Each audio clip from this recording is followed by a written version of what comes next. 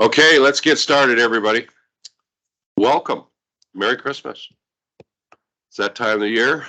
Temperature was great for everybody, to get in here this morning. Thank you for making that effort. Irene thinks she still lives in Hawaii and doesn't plug her vehicle in. Oh, she can hear us. Okay, let's get started. Welcome. Today's agenda, public board meeting of December 21st, 2022. We're starting at 9 a.m. and I'll call the meeting to order. Who's going to do the land and all? Cindy. Thank you, Cindy. In the spirit of truth and reconciliation, we would like to acknowledge and respect that we are living and working on Treaty 6 territory, a traditional homeland of ancestors of Indigenous, Métis, and Inuit peoples. Sturgeon Public School Division is committed to respecting and honoring the traditional lands and working with our communities towards reconciliation. Thank you. And I'd just like to welcome everybody that's online this morning. Thank you for attending, and thank you for our public for attending today. Consideration of today's agenda. Any additions or deletions to today's agenda? Shauna. Shauna Warren, Superintendent. Due to some of our buses not running, our STEAM Academy student presentation, our Four Winds students will not be attending. So that presentation will be postponed to the new year. So that is 6.2. Okay, 6.2. Take that off. Any other additions or deletions to today's agenda? Thank you. Can I have a motion to accept the agenda as presented? Tasha, all those in favor? Thank you. Unanimous. Appointments, none today. Approval of the minutes of our regular meeting of November 23rd, 2022. Can I have a motion to accept that as presented? Please. Tasha, all those in favor? Unanimous. Thank you. Presentation. Amy on transportation services.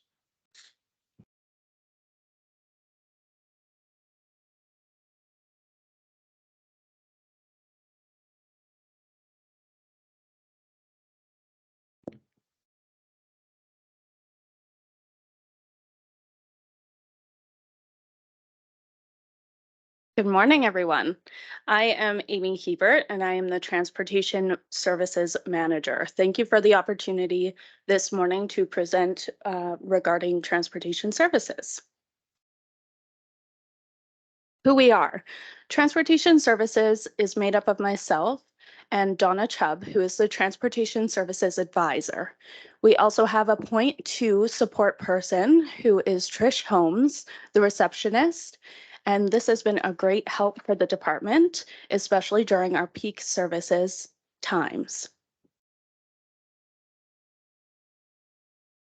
We are always looking for ways to provide safe, dependable, and efficient transportation for students. We currently operate 70 buses with 18 contractors and transport almost 3,000 students to school every single day. On average, our buses travel approximately 9,500 kilometers each and every school day.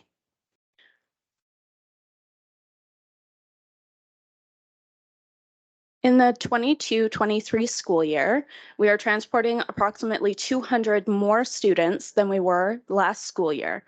We are also in our final year of the student transportation agreement, and we're working with our contractors to ensure that there are no disruptions in the great services that we are currently being provided. We are also spending lots of time working on collaboration and planning. We are focusing on collaboration and relationship building with contractors, schools, and stakeholders.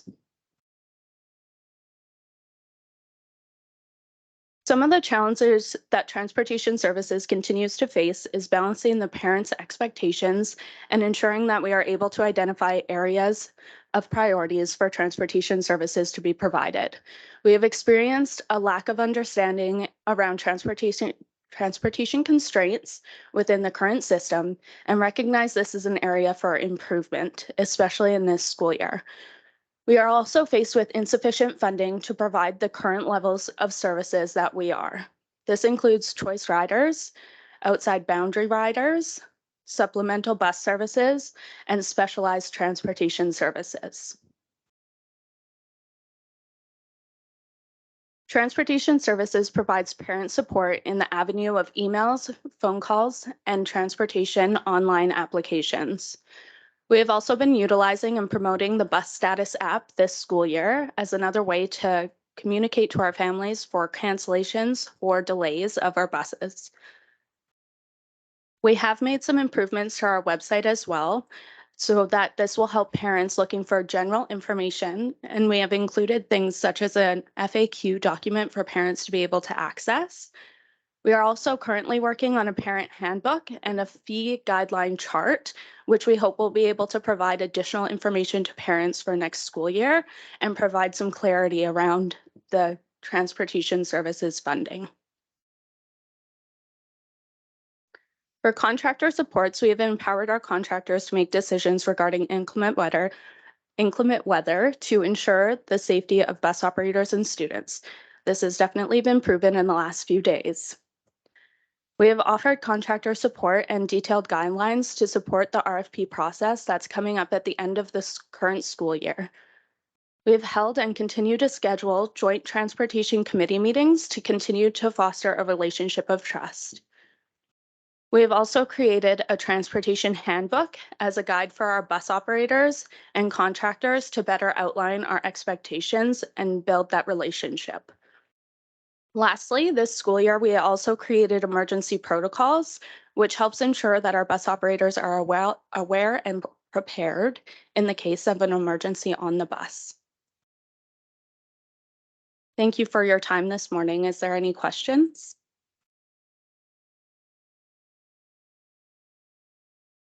Questions? Irene? It's not a question, it's kudos. I wanted just to share with everybody that the feedback that I get from parents is that they're happy with the bus app and the communication that is happening with the transportation department. So keep up the good work. Thank you.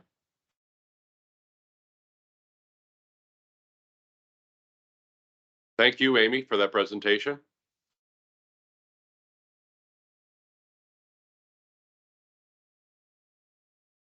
Reports from Senior Executive 2022-23 class size information reporting.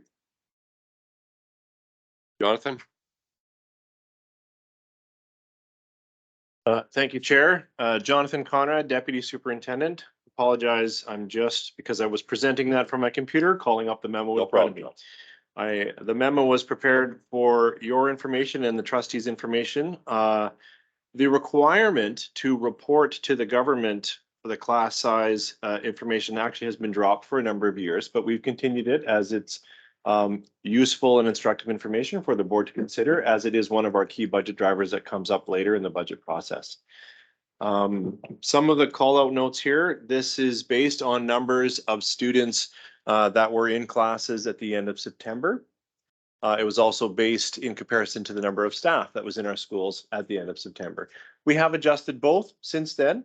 If you look at the average, what we presenting to you today, because the previous data, the Alberta targets were 2003 targets, so nearly 20 years ago, did not feel like relevant information since the requirement is in Alberta, and that's 20-year-old information. So instead, what we've done is look at a 3-year average and compared how we are doing to two metrics. One, what the board has asked through the budget process for us to meet, and two, how are we comparing to a 3-year average in class size around the division. I also responded to some feedback last year. The trustees said, since it's negative, but that's actually a good thing, that should be in green, because last year I had negative because I'm making a spreadsheet and negative was red, but actually here I've adjusted the colors to indicate that this is meaning we are under the targets. The only two areas where we are, like all across the areas, as you can see, we are smaller class sizes as an average across the division than what was driven or suggested through the budget, not suggested, sorry, indicated in the budgeting process. However, you can see that according to the 3-year average, we have a slight average increase in the older grades in our schools. That's the yellow box, because that's in compared to the 3-year average. It's a small number until you get to high school. I'd also draw the board's attention to what is a result. Class sizes are very much part of principal and leadership's work in their schools to address their needs. Yes, through budget, we provision as a division instructional dollars to school leaders, but school leaders need to consider where they're going to put focus and how they're going to address challenges that come up in their schools. And I just wanted to draw a small attention here specifically to high school, but it's actually across the board where we have asked our principals to consider having either breakout classes or smaller classes for mathematics in this year. And that is borne out in the average numbers before you. Administration is prepared to take any questions on this information report. I have, well, not a question, Jonathan, maybe just more of a comment, but one of the things about class sizes, I truly believe in the smaller we can get, the better off we are.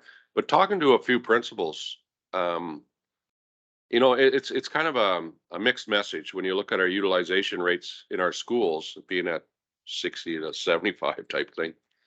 And I'm talking to principals about class size and all that. They also say, I don't know where I'd put another class in the school. So I think there's a lot into this whole calculation of maintaining class sizes to something we want to do. And in a rural situation too, we're captured by the audience that we have in that area. You know, I just find there's probably not, you know, as much as I want to get these classes around to as small as we can, there's probably not a lot of options for us in a lot of ways. Do you want to comment to that, or is that okay what I just said? Jonathan? Thank you, Chair. I would agree that actually looking at class sizes is a complicated conversation, which is, Yep. I appreciate the conversations you're having with principals about, do we have space if we want to try to get class sizes smaller?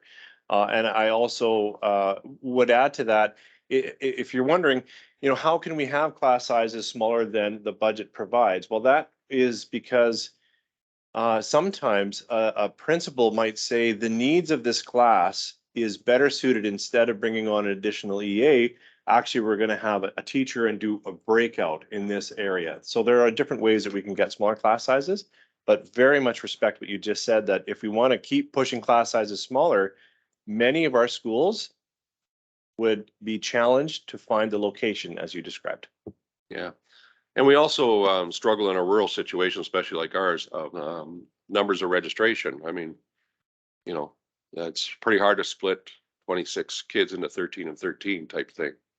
Those type of ideas, and split classes, all those things. So it's a piece of formula that's hard to just look at one thing. So yeah, thank you. Any other questions, Jonathan, on that? Tasha? Tasha Otway McClay, Ward 6. So basically what I just want to clarify, what I'm hearing from you is that as a board, we direct the size of the classes through our budgetary process.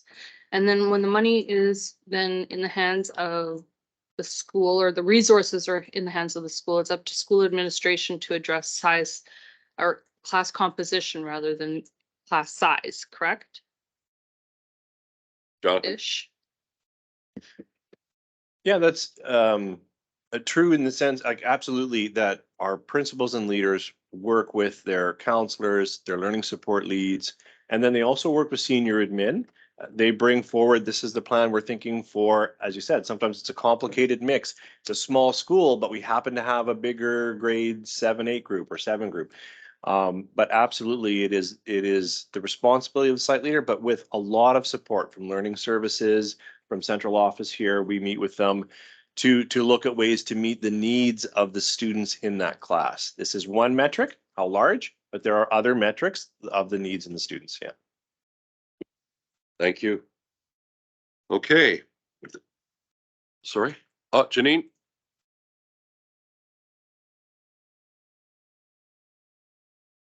Just a comment. I like the the way our division the last few years, if we have bigger classes, how they'll separate them for the cores to make it a smaller class size. It's a noticeable shift as a parent that I have noticed. So if we have 30 kids, they might have health and gym and art and those together. But then for those core subjects, they're really breaking those down into smaller groups. So those kids are getting that smaller class size for those core subjects. So as a mom, I have noticed this in the last couple of years, and I just think it's a really good job on the division for that.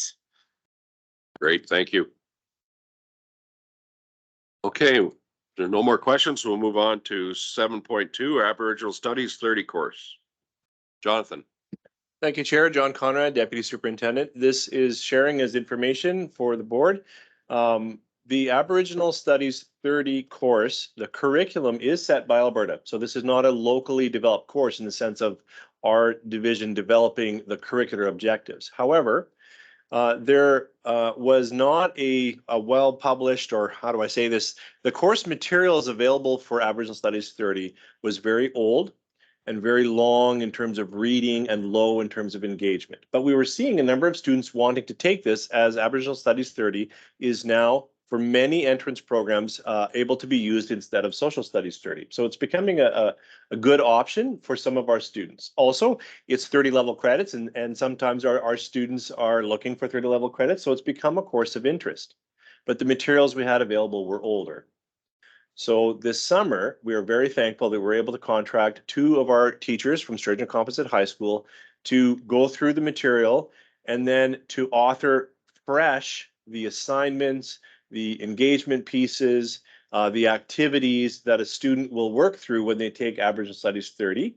Either it's now available for in-person instruction, so it's resources that would be teachers would take and design their courses, but it's also available for the InReach and the Outreach that we offer through Google Classroom and through our Power Workspaces. So it's information sharing that we're very proud of the work that these 2 teachers have done for us, and we're excited that it's now available to be more engaging for our students. Great, thank you. Tracy? Tracy, geez, see how my morning's going? Sorry, Stacy? Stacy Bugle, Ward 5.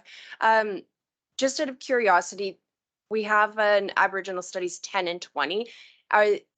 Do you have to take that route, or can you switch if you're interested in taking the 30 level when you've taken Social 10, 20? Is that a... Jonathan?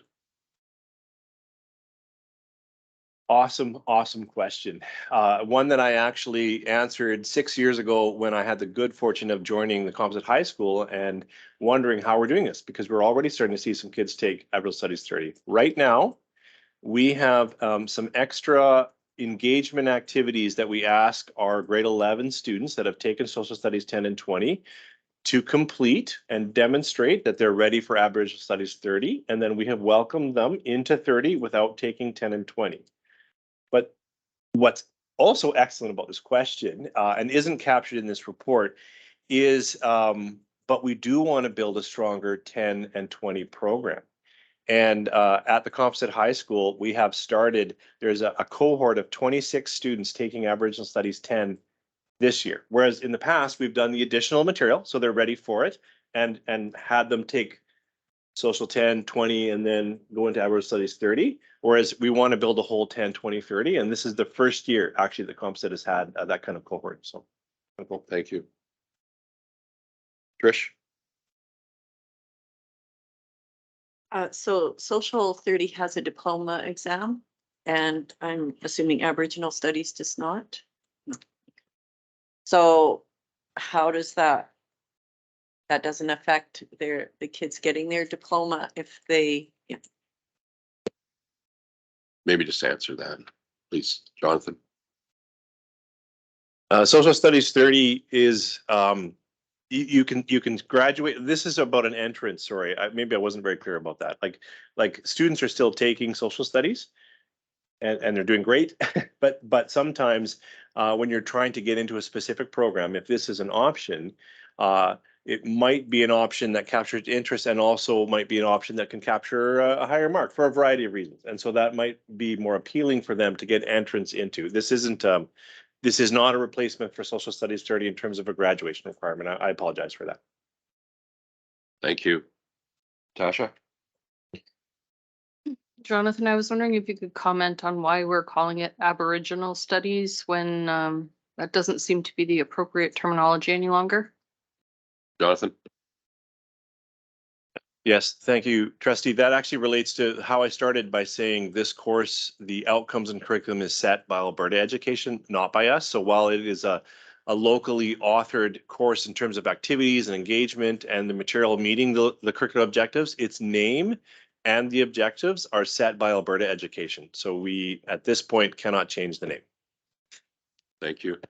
And just while we're on this topic a little bit, I just want to talk about and thank our principal at Camilla, Dan Stevens, with our Cree language course there and in partnership with our Alexander Reserve. The principal of the school in Alexander actually teaches the Cree language in our school, but they've been doing a few things together to try to improve on that. And I just heard the other day from the chief there and that, but they're quite pleased with the relationship between Camilla and themselves and Dan right now. So I just wanted to mention that in this topic. So thank you.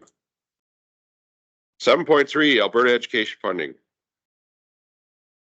Liliana? Liliana LeVay, Associate Superintendent Corporate Services. So by the means of this memo, we would like to bring to your attention some of the funding we've received in the last 30 days. Some of which was received based on an application process, and some other funding was received based on enrollment. So the first one is the learning loss disruption funding. We did receive 76,861 to support 403 students in grades 2 to 4 to access learning disruption in a better way. So currently the division is working on a plan to best support the students, not only now, but in the future. And we're basically looking at 3 alternatives. So option 1 is site-based model, where the funding would be allocated to schools to use for resources staffing. And then that presents a risk as it is going forward. As we don't know what's going to happen in the future. So the funds would vary from approximately 5,000 and 17,000. The sustainability of this option is still relying on what funding we're going to receive in the future. So the option 2 is intervention model, which is looking at hiring an intervention teacher or potentially an education one or more educational assistants to work through the division to provide support in this area. This option also presents the same risk of funding. And then option 3, which is capacity building model, is hiring a teaching coach that would work through the division and build the capacity with classrooms around small group instructions. So after that, the teachers would implement targeted interventions within their classroom. So we think this third option is more sustainable in the future. Shauna?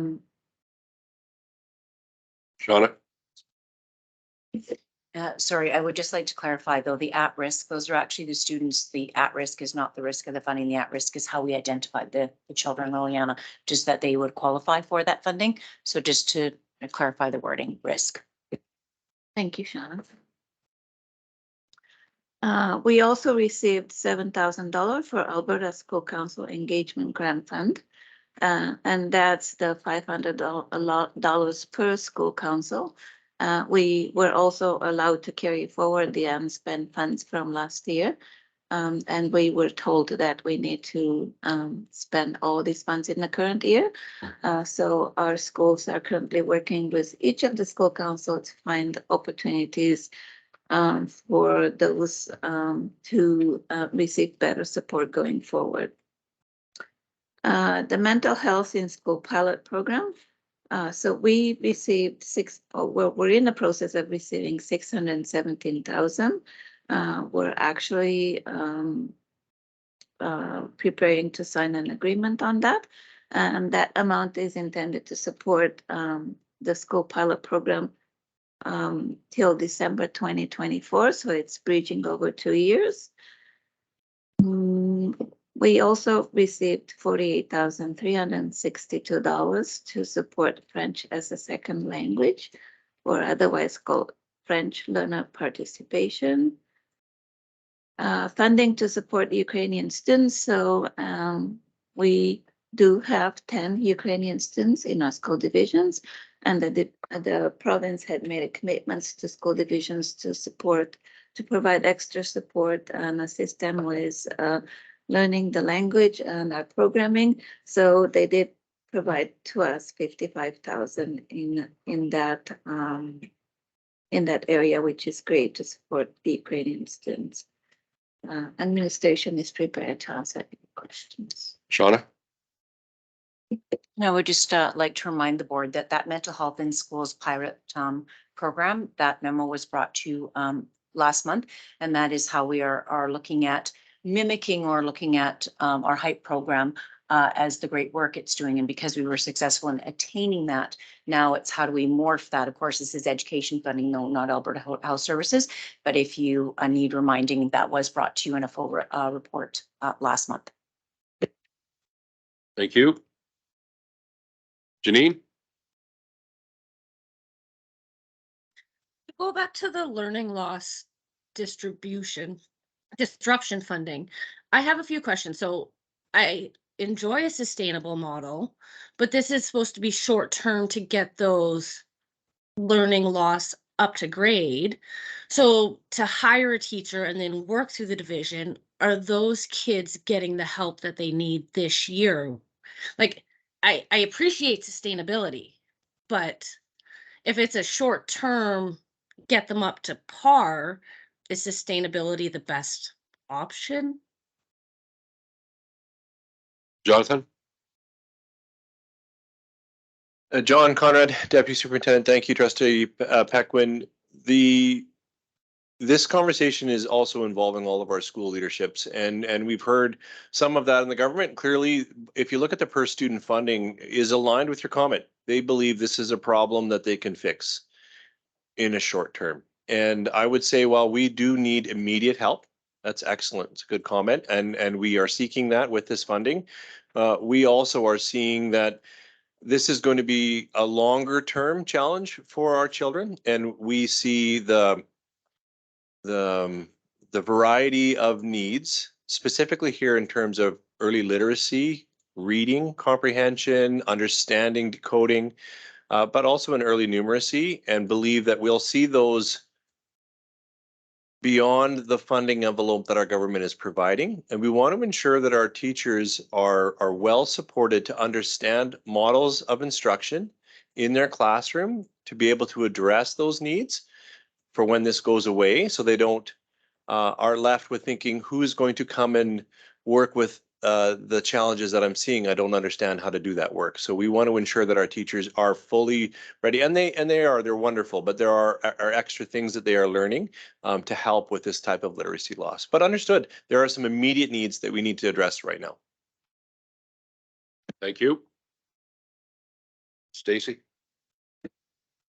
Stacy Bugle, Ward 5. On the same topic, it does say that the intent of the funding is to provide 12 to 16 weeks of targeted programming.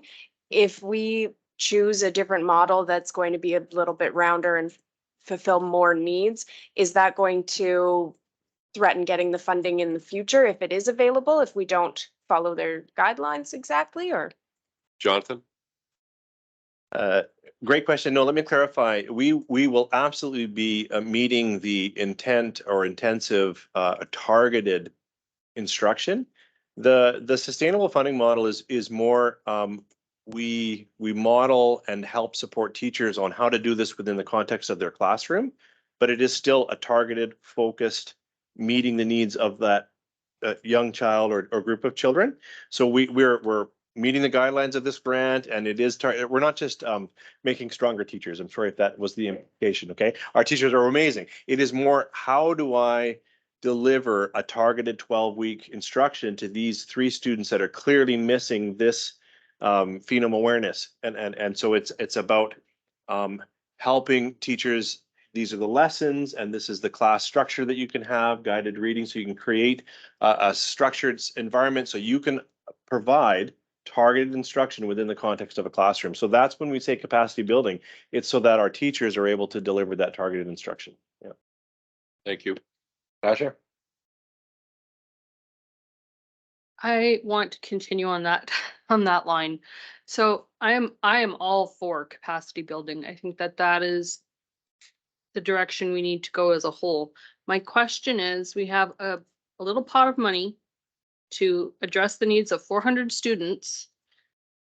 And I guess my concern is what's going to be the better spend for the money? Targeted intervention, intense targeted intervention right now, those 400 students. Because I'm concerned possibly that we won't have the ability to build capacity in the environment we are currently in. We have teachers who are working a lot with some really significant challenges. Can we actually achieve capacity? Like, that is my concern. Maybe we should just focus on the 400 kids that need the funding right now in a more targeted fashion rather than in this particular instance looking at capacity. Shauna? I will let Mr. Conrad follow up to this. So just to clarify, we actually report back on these students. We're tracking on these students. So there is no willy-nilly here. And so, because again, the government, they need proof that these targeted interventions were working. So there's a prescriptive reporting that we do back to Alberta Ed. We had to identify these students. We actually received this money based on these students being identified. And so the number of students that we identified, that is how we got the funding. So it's very prescriptive in what we are doing. The second piece that Mr. Conrad was speaking to was that we are educators. Building capacity of our teachers and how we continue the great work that is started with an initiative like this is really important. So that's the second piece that Education Services is working really hard on in our schools. But please know that this targeted funding, and you've heard it now being spoken to for over a year, it is very intentional. So, and we have to report on it. And the kids that were identified on are the ones that we are working with, and we have to report back onto the government. And so the building capacity in our staff is a separate piece that we are doing because we know it's important in education. And Mr. Conrad, I will let you add or fill in any gaps, please. You're good? Okay. Yeah. Well, I would also say that as this is right now in discussion with our principals to understand, we are looking at also a mix. Like, we've got clearly defined so that it's easy to talk here. How does it look? Is it pure site? Just pay. You got a check for $5,000. Go with God. Or is it, we hire a single person, run around the division, and that one person tries to meet the needs of 400 kids? Or is it, how do we build our schools to be able to address these needs going forward? Or is it a mix? And our principals and our learning services people that are working, our education services people that are working on this are responsive and really excellent at trying to find what will likely be a slight hybrid of this, right? Because we do need people.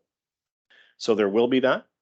But we also, given the breadth of need across the division, do need models that work in classrooms.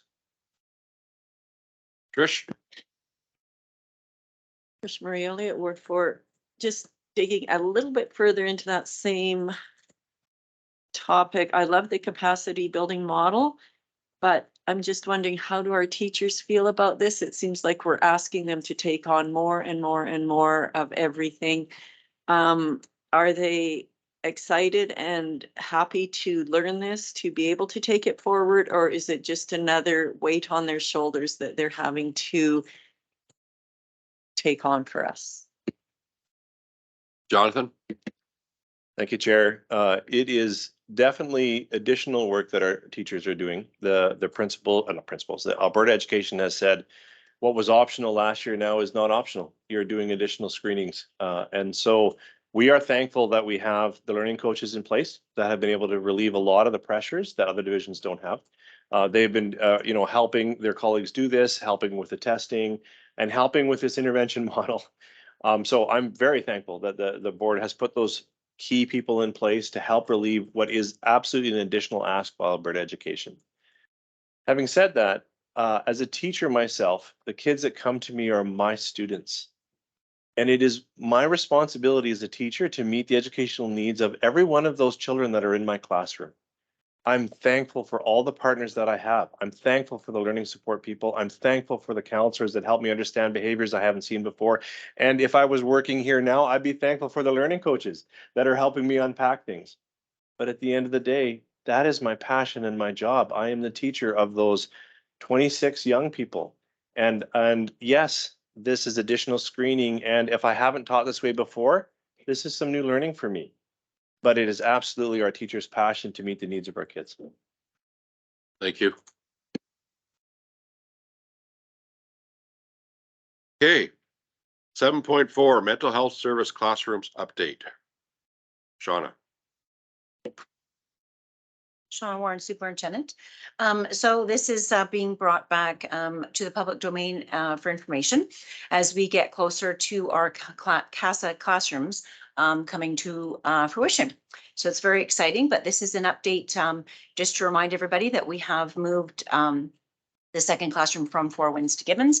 And that is just due to the fact that Four Winds had greater enrollment this year growth than expected. And so Gibbons School was always our second choice for junior high. And so this information is shared with the public. The other piece that was not here before, even though the letter is dated December 2nd, I just got it this past week, and same with Edmonton Public and Edmonton Catholic. So Dina Peterson, she is the clinical director at CASA that actually put forward the proposal to Alberta Education and Alberta Health Services to have this cross-ministry work to bring the CASA mental health classrooms to school divisions. And so she has now provided an excellent letter to all stakeholders with an overview of the program. So it is included for your information. Later this afternoon, this same letter is being sent out to all Sturgeon Composite families and all Gibbons families via school messenger. So they will be getting this same thing. I did not just want to leave it in the public board meeting in case our families were not aware. And so again, the classrooms are scheduled to be up and running by February 28th. And as you are aware, Sturgeon, we're so excited to be launching this. And the beauty part that we are launching something new is that we are all learning and growing, and this is morphing as we move along. We are now meeting weekly with them. So we meet with CASA now every week. The principals are involved in those meetings. And so we are looking at what does this look like? And it could change as we go. And so this is very exciting. I'm so excited to the services that are going to be brought to our families. And so again, this update is just a review and a little bit more information as to what has already been reported. Thank you. Any questions? Tasha? Tasha Otway McClay, Ward 6, and it's not so much a question as a shared gratitude. This is an amazing opportunity to see some cross-ministerial cooperation, and I am ever grateful that we get to be on the front line of that. So I know it's a long haul, and I just want to thank administration for their continued efforts and willing to pivot and compromise and move forward.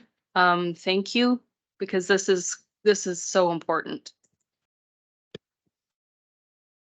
Thank you, Tasha. There's no more questions. I'll move on. 7.5 Transportation Review 2023-24 2.4 kilometer choice rider. Liliana.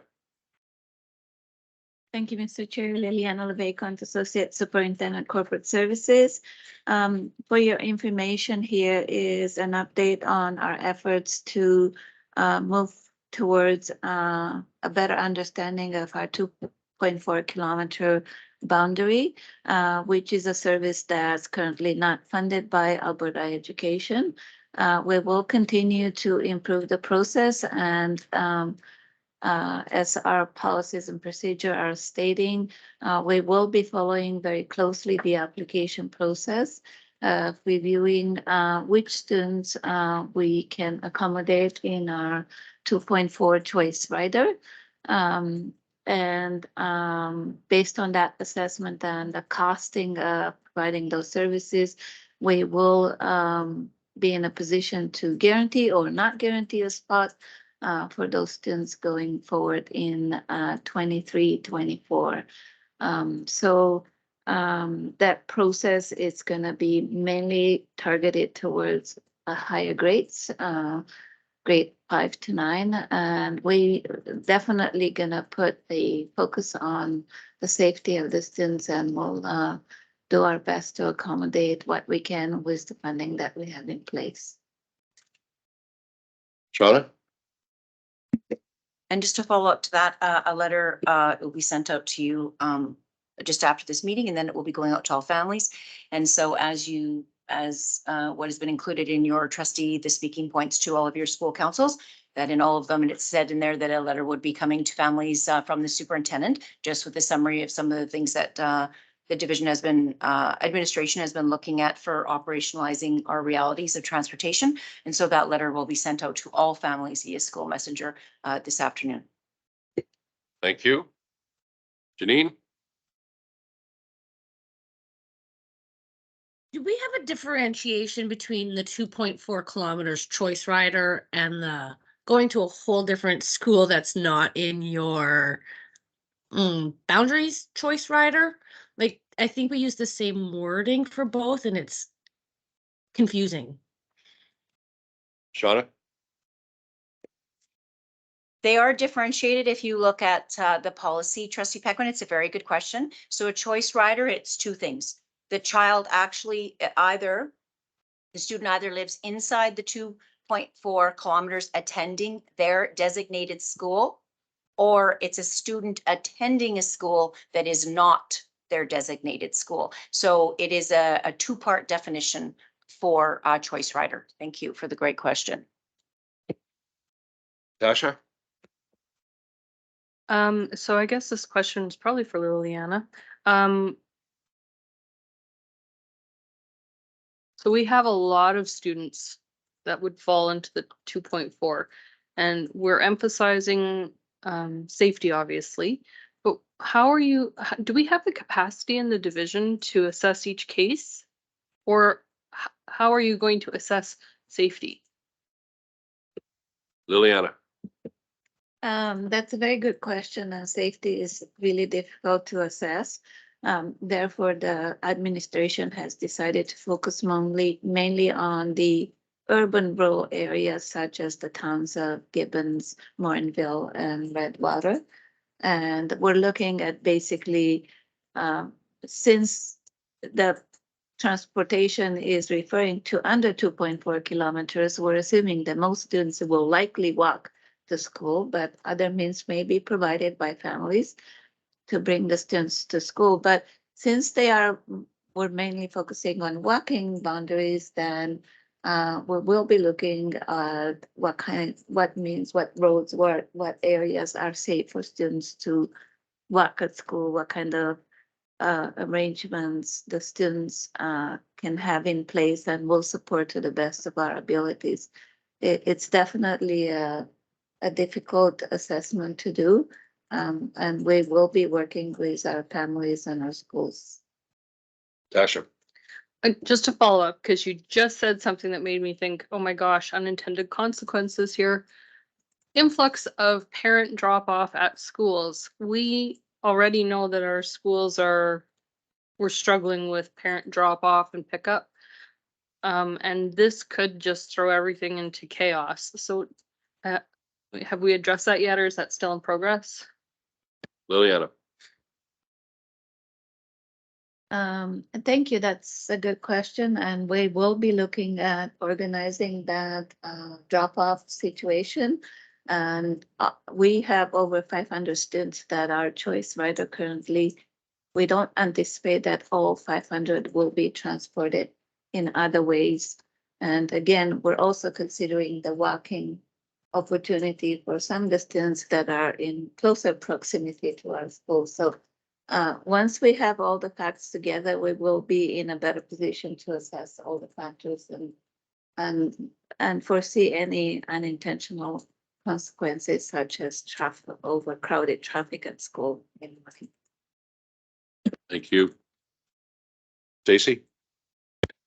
Stacy Bugle, Ward 5. Are we able to at least have some communication with the municipalities as well? Because I feel like traffic flow and safe walk routes could be really well controlled or assisted by the municipalities to, maybe reduce parking at certain times of day, that kind of thing, to make sure that our roads aren't getting too congested. I think that having those conversations ahead of time would be beneficial in making sure that, if the municipalities want to specify a certain crosswalk or a certain area where that's going to be the school crossing, maybe that could be done in advance to increase safety, because instead of Morinville's main road has a crosswalk at pretty much every corner.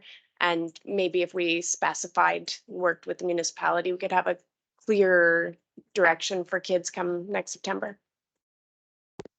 Liliana? Thank you, Trustee Biga. Yes, we have an ongoing effort that communicating with the municipalities and identifying issues, and we do occasionally request for changes to crosswalks, intersections, speeds, whatever is the situation. We do have almost 3,000 of our 5,000 students in transportation. So we do have 2,000 students that come to school by other means, either through walking. So we're constantly concerned about that. We're also ensure that we bring these concerns to our meetings we have as part of the advocacy efforts. And we do have meetings coming up with various municipal bodies. Trish? Trish Marie Elliott, Ward 4, and I just want to clarify, Liliana, because these are unfunded students under the current government transportation funding model. Removing these students from buses should not affect the funding we get from the government in any way, shape, or form, cutting one penny. Liliana? Thank you. Yes, that's a very good question. I would like to clarify that we do not get any funding for choice riders, and we chose historically to provide this service as an additional service that we can give to our students and families.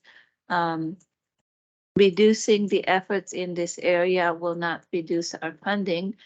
However, with our continuous efforts that we bring forward to our minister, to our politicians, we hope that the funding model in rural education will be changing somewhat to be more supportive of our students. Thank you. I just want to finish this one off a little bit because I believe it's really important for everybody to understand it. And it's all been said, but I want to say a little bit of it again, that we only get funded on our transportation for children that are 2.4 kilometers and beyond their school.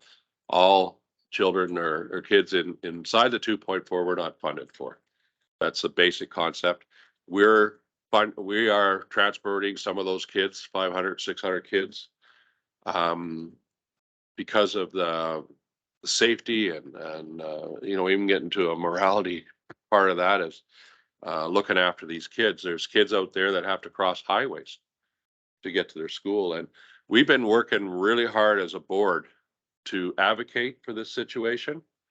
And our administration put a report for us together a year ago or so and showing what it really means in Sturgeon Public School Division. And I have presented that to the minister and others. And they have shown in a way that they really appreciate that report and they learned a lot from it and have hinted that they're looking at changes. So we're really hoping that something comes out of that with some form of change for funding for kids within the 2.4. And also, I just want to remind everybody this, talking about our urban centers and the 2.4, there's no decisions that have been made here. It's just looking at the situation and hopefully seeing there's something we can do to help our transportation budget here and would make sense for our kids of today going to school. So I just want to make sure that was clear with everybody. Okay, thank you. Yeah, Cindy. I'm actually really glad that we are talking about this topic because it is a really important topic because we don't get the funding for these students. But there's a lot of unintended consequences here. If we have less students riding our buses, we have less contractors. So we have to come up as a board with some very creative ways to transport these students and provide a service to our stakeholders. Yeah, thank you. Okay, 7.6 communications report.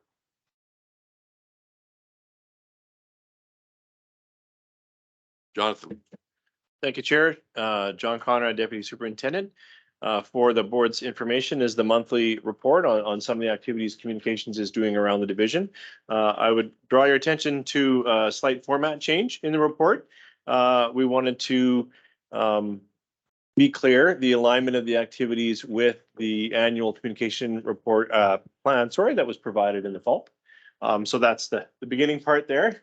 And then getting into what is always a wonderful report to share with the board because it highlights our students, our kids, our teachers, and the great things across the division. First, I would pause because we have quite a few people online with us, is the opportunity to subscribe to the newsletter. We've just started a division-wide newsletter, and I strongly encourage everyone to subscribe. It's a great read, and it's a great extra way to just have something come to you that highlights some of the activities around our division. Carrying on, I've loved, if you haven't seen them, I'm sure all the trustees have, but again, all those that are joining us online, some of the student highlights, right? The highlights from our students that made comment about how the school communities that are in Sturgeon have impacted their lives for a positive way. So I think that's a good highlight as well. Also, and we have other school communities that are doing intergenerational things as well, but here we've highlighted they have a name for it. I call it intergenerational, but the in Oka Park, where they work with the retired folks and make cookies and do other things like that. So it's excellent. And then I also appreciate the I've scrolled through to where it calls out in the media. I'm sure all of us subscribe to all our local media and are proud when we're called out in those places, but I appreciate that it's here in the report too, in case I've missed it. I'm always reminded to go see what the community is talking about for Sturgeon. So pleased to take any comments or questions on this report. Stacy. Stacy Buca, Ward 5. Thank you. I know that the adjustment on the report was directly related to my request to have the update on what the plan was and how it relates. So I appreciate that. I hope it wasn't too much extra effort. It looks beautiful, and I very much appreciate, watching how those alignments fit in, because I tend to get excited about things, especially with, we're shouting our successes from the rooftops, and sometimes you got to rein it back in and make sure that it's still following the plan. So I really appreciate that that's being done. And I've learned so much about our schools from this newsletter, and the Animal Wellness Academy I thought was amazing. And I really hope the principals are listening and want to invite me out to some of these special days, because I would be thrilled to participate. Thank you. Thank you. Okay, thank you, everybody. 7.7 monthly financial report. Liliana. Liliana LeVacant, Associate Superintendent Corporate Services. Included for your information is the monthly financial report for November 2022. I would like to point out some differences this month. You'll notice the second big paragraph in my memo is bolded, and wanted to bring to your attention that effective this year, the government has changed our requirements, how we report, and we try to mirror the reporting that we give to the government to the report we give to you. So you see the same format in different type of documents that you're privy to. Because this change was implemented, we couldn't separate the K out of K to 12, so we combine all the grades in. So now we are reporting pre-K to 12 for this month only. Going forward, we're either looking at recoding the kindergarten grade under ECS, or maybe provide a different kind of breakout that it's more meaningful for you to understand where our pressure points are, such as special, maybe we need to separate special education or go back to the old model that we reported last year. So as far as November, the division overall surplus is 794,000. And we know that we're targeting towards a deficit budget because that's how we budgeted in the spring. So we are explaining that surplus by identifying that we did receive a number of additional grants. And as our funding comes on a monthly basis, usually most of these grants were lump sum to us. So we did receive them up front, and we didn't get around to spend them all or make plans to spend them all. But we anticipate this is a timing difference and it will dissipate by the end of the year. Also, the collection of transportation fees and school fees is happening at the beginning of the year. So as such, in this category, we do have an uptake of fees upfront. And also we also have higher than budgeted interest revenue on our deposit accounts. So, and excluding the above noted variance, there is, if we would have excluded the above noted differences, then we would be in a deficit position of 676,000 as opposed to 584 as planned. So if I take apples to apples and exclude everything that's noted, we are slightly worse than we planned for this year in terms of deficit. So that means that we are on target with our budget. I know it's a convoluted explanation, but I'm trying to not worry you that we are in a surplus position. We are in a surplus position because of the factors that are noted, which are just timing differences. So now when we look at pre-K to 12, revenues are higher than budgeted by 1.91%, mainly due to the additional grants that we received. Expenses are tracking close to budget, but anticipated to exceed our revenues because we're targeting towards a deficit.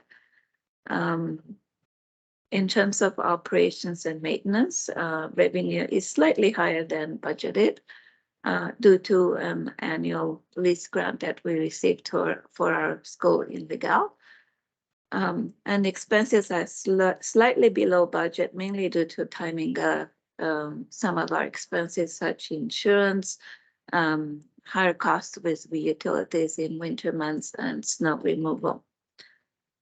Transportation services revenues are higher than budgeted by 8.69%, mainly due to transportation fees being collected mostly at the beginning of the school year, while expenses are slightly higher by 2.01% due to the fact that the expenses for transportation are not equally divided over the 12 months, but contractors are paid during the first 10 months of the year. System administration revenue is higher than budgeted by 7% due to additional interest earned on deposit accounts. So interest is already at 45% of the annual budget. We will be looking at this category in more detail and provide additional information in the future. Expenses are lower than budgeted by 1.66%, mainly due to timing of certain expenses, mostly in services and contracts. External services are lower than budgeted by 5.15% due to budgeting one too many secondments, and that also translates in our expenses as it's a net zero effect when we have secondments. We also have to date, we also have lower than budgeted supplies and services. Administration is prepared to answer any questions. Stacy? Stacy Bugle, Ward 5. Just out of curiosity, how did we do with the transportation overdue fees? I know that that was kind of a big push initiative at the end of the last month, and I'm just wondering how we fared with collecting those fees, or at least arranging subsidies or payments for our families. Liliana? We had a tremendous success with the transportation overdue fees. We were able to make arrangements to either review fee waivers, so write off some of the fees, or make payment arrangements or collect the fees with almost the entire group of overdue accounts. So we're very happy with our efforts. I know it wasn't an easy effort to involve the schools, and we had to collaborate with our school staff to ensure that we focus on the collection of these fees, but we're very happy with the outcome.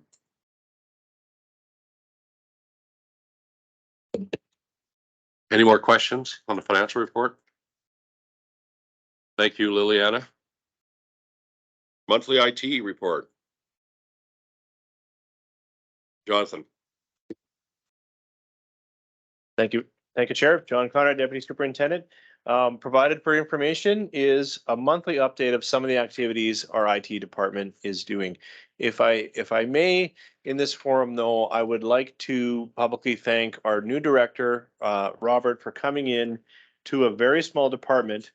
He's brand new, and one of our analysts also has accepted a position elsewhere. So from a team of 4, there's a team of 2 that understand how our work is going on, and one brand new director. And I just want to thank him for the immediate get to work, but get to support, and also committed to getting to our schools now and visiting with principals and finding out what are our needs so that we can continue to grow. As we are all aware, technology is the backbone of everything we do. So I just wanted to say that publicly. Thank you. Thank you. Any questions? Stacy?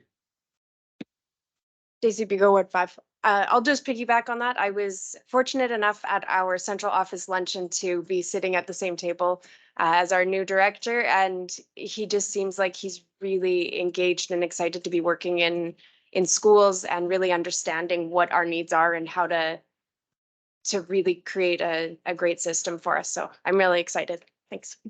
Thank you. 7.9, 2022-23 Superintendent Discretionary Fund. Shauna? Shauna Warren, Superintendent.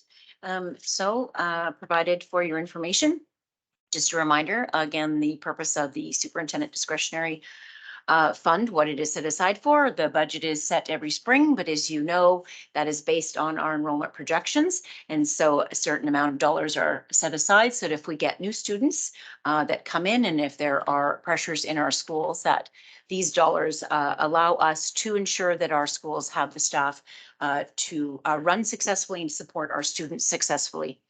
So each month there, I have a reminder, the summary for each month, and I do apologize because I do see I have a typo under my November 23rd one there. Instead of with, it should be which we will get it updated. So there is a summary, what has already been reported to you every month up into this past month. And on the second page, there is the update that is new. So November 17th to December 14th, the following staffing FTE and resources have been added to 2 schools. So Four Winds Public School We did address some needs there. There were some complex needs in our elementary strategies programming. And so we looked at what could we add to actually make a change and for the success of students.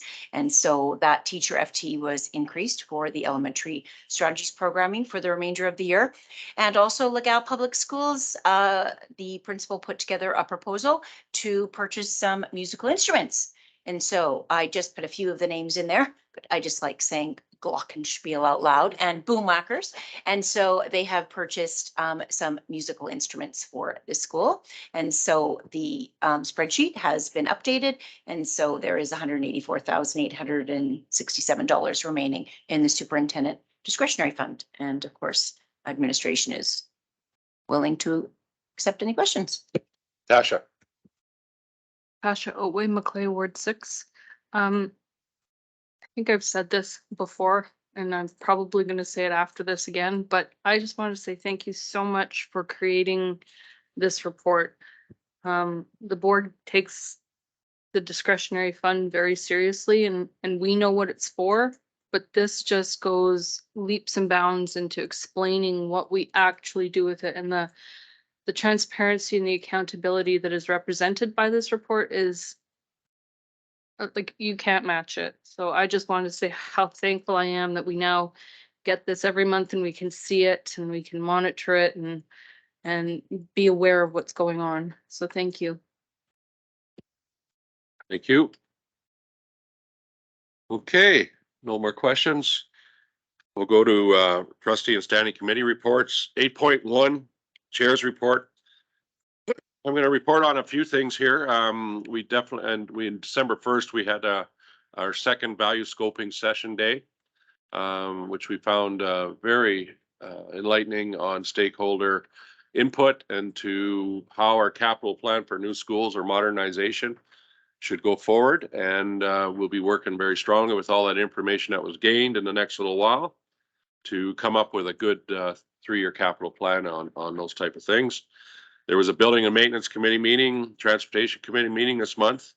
We also had our Public School Board Association president and head director come out and talk to us as a board to what being a part of their association provides to us and what they're up to.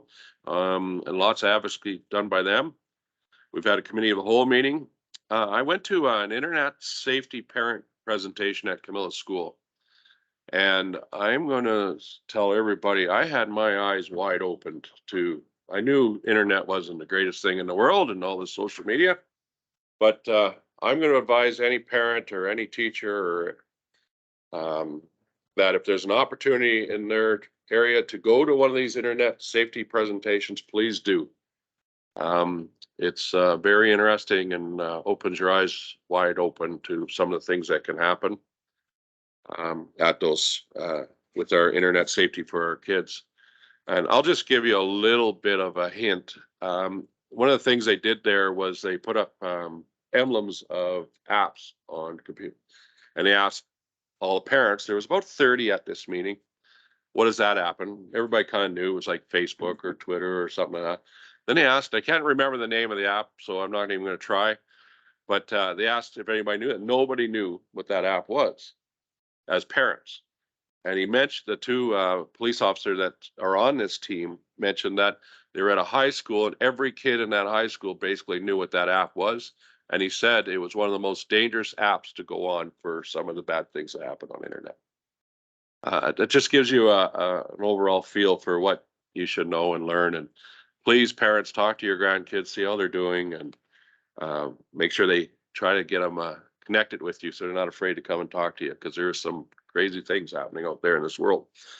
Student Advisory Committee meeting, again, very enlightened on when we get all our students together and their input on where they are and what they'd like to see in the future. It's just amazing what they do. We had committee of the whole meeting, central office, Christmas luncheon. We had a joint transportation committee meeting, and what we're really trying to do there is be very open and transparent to what we're seeing in transportation and the issues that face us in a day-to-day thing and what we're trying to do. I believe personally as a chair, and I know the board believes in this, is that if we don't work together, we're not going to understand each other and we're not going to be able to advocate together for the proper funding of transportation, which I'll say right now isn't proper from our government. That's okay. I'll say it. And we need to work together and we need to be very transparent. So it was a good meeting that way. Camilla school meeting, public board meetings. Today, there's an audit and finance meeting today, obviously meeting today. Going to the Colony Christmas concert on the 22nd, which is cool. And the Camilla one, I went to all three, and Rotary meetings and some administration meetings. And I think everything else that I need to talk to will be talked about in the very near future here in today's meeting. So that's my report. We'll start on virtual. We'll start with Janine. Okay, I attended most of the things that Joe talked about. Different for me was Zone 2-3, which I attended virtually this month. Rural Caucus was also virtual, and I attended the Redwater Christmas concert. Unfortunately, I don't feel well, so I missed Ochre Park's Christmas concert last night, but based on all of the Facebook pictures and videos from all the parents, it looks like it was amazing, and I am so sad to have missed that. But yeah, it was nice to be back in the schools for these Christmas concerts to celebrate the kids for Redwater. It was absolutely great. Thank you. Irene? Well, first of all, I have to apologize. I don't have my report handed in, so none of you will see it, but I will get it into Crystal by end of day. It was actually a quiet and festive December for me. My parent council meetings were both canceled. We will not meet again till January. And then it was going to Christmas concerts. Great, thank you. Cindy? Mine's pretty well the same as yours, Joe, except for a few things. I have a Christmas concert tonight at Lillian Schick and a Christmas concert tomorrow at Bon Accord School. I have an outdoor planning meeting this afternoon at Bon Accord Community School. They're looking at possibly building and working on an outdoor space for the students, so that I'm looking forward to that. And I just wish all our Sturgeon staff a wonderful Christmas break and a well-deserved Christmas break after everything from September. Thank you. Stacy? Stacy Bugle, Ward 5. I hope your outdoor planning meeting is indoors for today. This is really cool though. Yeah, lots of the same meetings and stuff. I've had very busy December, which is sometimes good. Value scoping, like you said, was really valuable. I thought that was a great way to engage our communities. I've been attending all sorts of winter concerts, which has been fun, including our very final concert for Miss Hamilton, who has been with MPS for 11 years. She's retiring, so this was her very last concert last night, which was really beautiful, and the kids did amazing for her, and she was happy to be able to have a bit of normalcy back at the cultural center with MPS had so many kids for so many years that our Christmas concerts actually ended up in the classrooms where parents would have to go to each classroom to see their kid performed. So to have them up on stage for her final year was pretty special. Rural Caucus, that was interesting. I've attended one before, and they have opened up their registration for the Rural Education Symposium on March 5th to 7th. And based on feedback from last year's, they're going to have more speakers, and sounds like they've got a pretty good panel going for that. So we can register at any time. Early bird is until January 27th. So as a board, we can discuss who wants to attend that. I thought it was really valuable last year. And I believe I heard that Sturgeon Comp, I think their concert band is going to be playing there. No, maybe not. Okay. No, I think you're correct on that. I heard Oh, no, that that's too. PSBAA. We were hoping to have them out Okay. there. I know they were Okay. attending something. Sorry, my poor recollection there. And I wanted to mention, I had the parent council meeting for SPVA and the learning centers, and their staff actually spent their staff PD day on December 1st or 5th, pulling apart all the PAT and diploma questions. So they went through question by question for their students, which are few in number, but it's valuable to understand where they might be missing out because it is such a different learning environment. And so each teacher reviewed all the questions, saw where they might be having gaps, and then worked together to have like a whole school continuity of the language that's being used to make sure that kids are understanding the concepts fully as they go throughout the system, because a lot of those kids are in school and out of school, and there's a bit more jumping back and forth. So making sure that there's consistency there. So I thought that was really interesting. The learning centers are looking at working with Homeland Housing to offer volunteer opportunities in Gibbons, Morinville, and possibly Redwater as well. And they received a Nutrien grant for $1,000 per year for the next 5 years. And so they're offering food baskets to some of their families in needs. And because so many people have a hard time asking for help this time of year, they actually opened it up and offered students, any student who comes and helps shovel the sidewalks around the neighborhoods near their schools will get this free hamper of food to take home. So it's no longer an ask for help, but it's an offer of support and with a reward attached to it. So I thought that was really neat. And at MPS, our school council there, we had our mental health and wellness coach came in and actually presented on all of the things that are happening in the school so that parents understood how those mental health coaches are functioning in the school and how they're supporting the students. So I thought that was an interesting way to engage parents with what's happening in the schools. Thanks. Thank you. Trish? Trish Marie Elliott, Ward 4. A lot of my unique activities were fundings and Christmas centered, although one of them was the Student Advisory Committee, which was also fun. Love doing that. It's always very enlightening to hear what our students have to say to us, and somewhat surprising. So it's really good to get the input from our largest stakeholder. Other things were the Sturgeon Heights K-6 winter concert. It was amazing. I would say one of the best ever. I attended the Sturgeon Comp High School Art Walk and winter and concert. And that is, as always, the talent is unbelievable at that school. Mr. Swenson, we're just so lucky to have him. And the different bands, the choir, the drum line, that was the first time I had ever seen them. Wow, spectacular. And actually my favorite number was when they had the classical guitar ensemble on the stage, which was many guitar players, just string guitars, and they quietly played the Carol of the Bells Christmas Carol, and it really gave me goosebumps. I loved every minute of that concert. I also enjoyed touring both Sturgeon Comp and Sturgeon Heights, and I really appreciate that the administration took the time to take Stacy and I around at the comp, and Erin took me around at Sturgeon Heights to give out our Christmas cards and our little treats and have a little conversation with the teachers. And I think they appreciate it, but it was really good to let them know that we do appreciate all the hard work they do all year. And also one of my favorite things to do. Also really enjoyed the delicious turkey lunch we had with the division office staff, another favorite thing to do. So winter is full of great times. And that's about it. Thank you. Tasha? So a couple unique things that happened with me was Guthrie Parent Council. That group is just, they want to do so much stuff.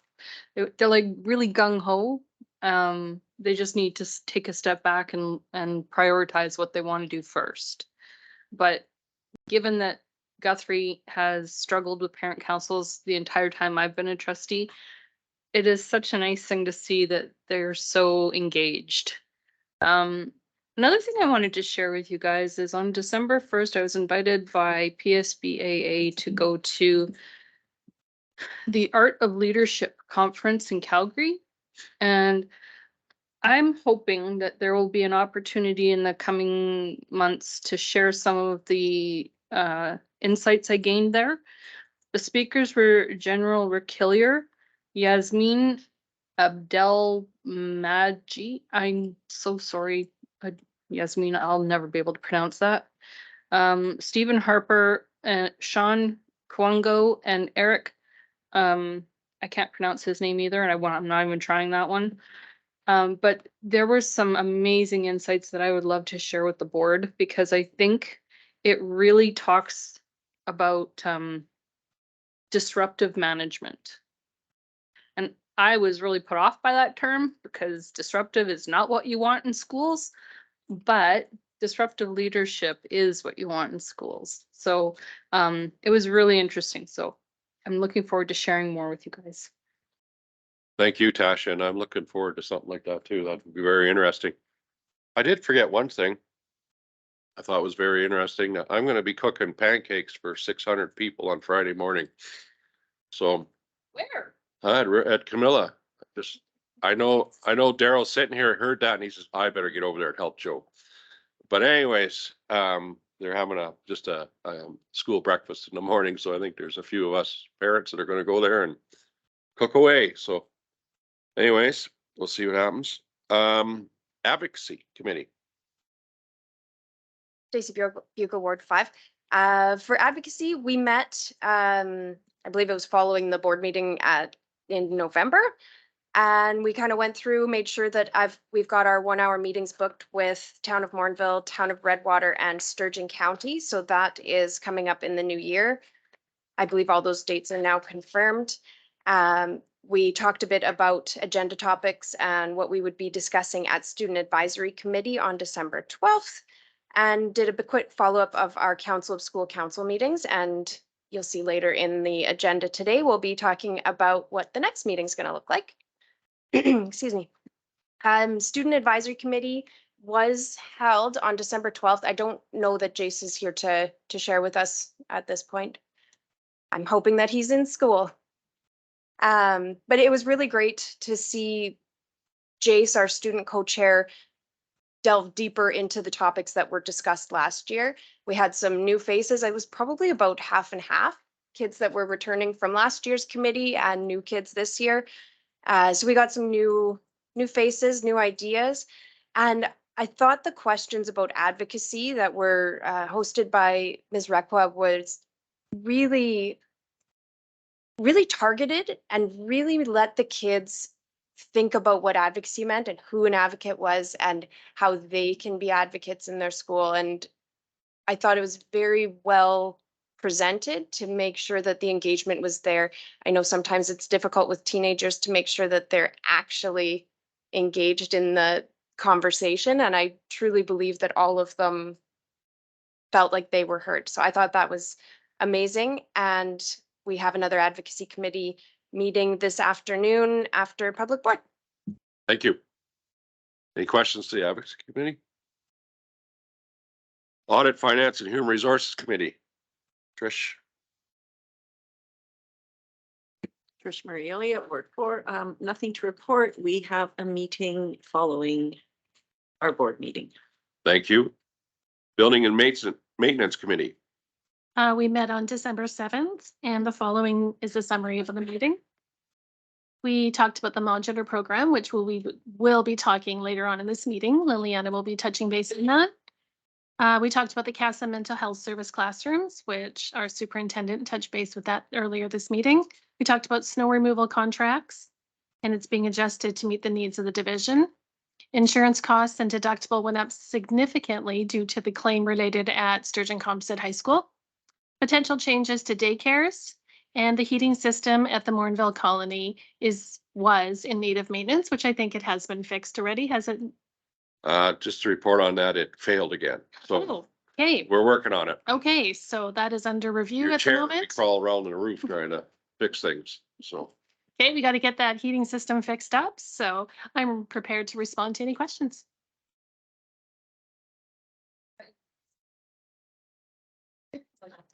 Tasha is prepared to help Joe today at the there we holiday. go. There we go. That should be very interesting. Anyways, thank you. Policy Committee. That's me. We had a meeting on November 23rd. So our policy committee, we kind of go through first, second, and third reading. So if the policy is relatively like, we just changed a few things, it's pretty quick. So we did go through the student advisory committee and made some recommendations to try and make it a more permanent, I want to say, policy in our division. And then we're coming back with the public interest disclosure, the whistleblower protection, because we didn't really understand it. So we need another go at it. And then the student conduct and discipline is coming back again. So our next meeting is January 11th before the committee of the whole. Thank you. Any questions?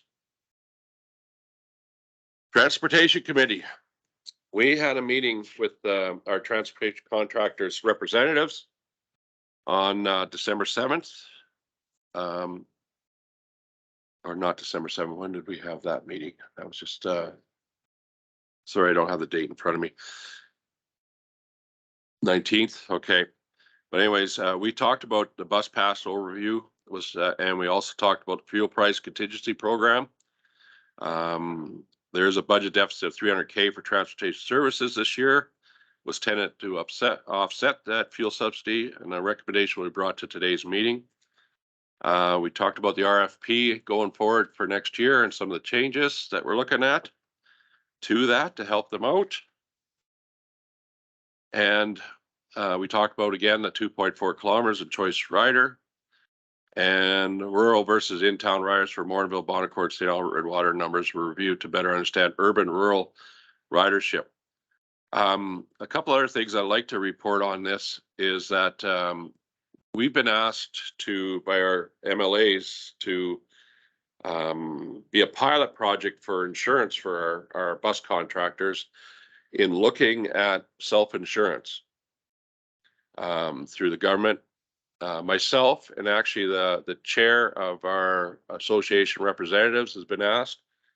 And I find it very interesting that I was told that there was someone from Treasury sitting on this committee.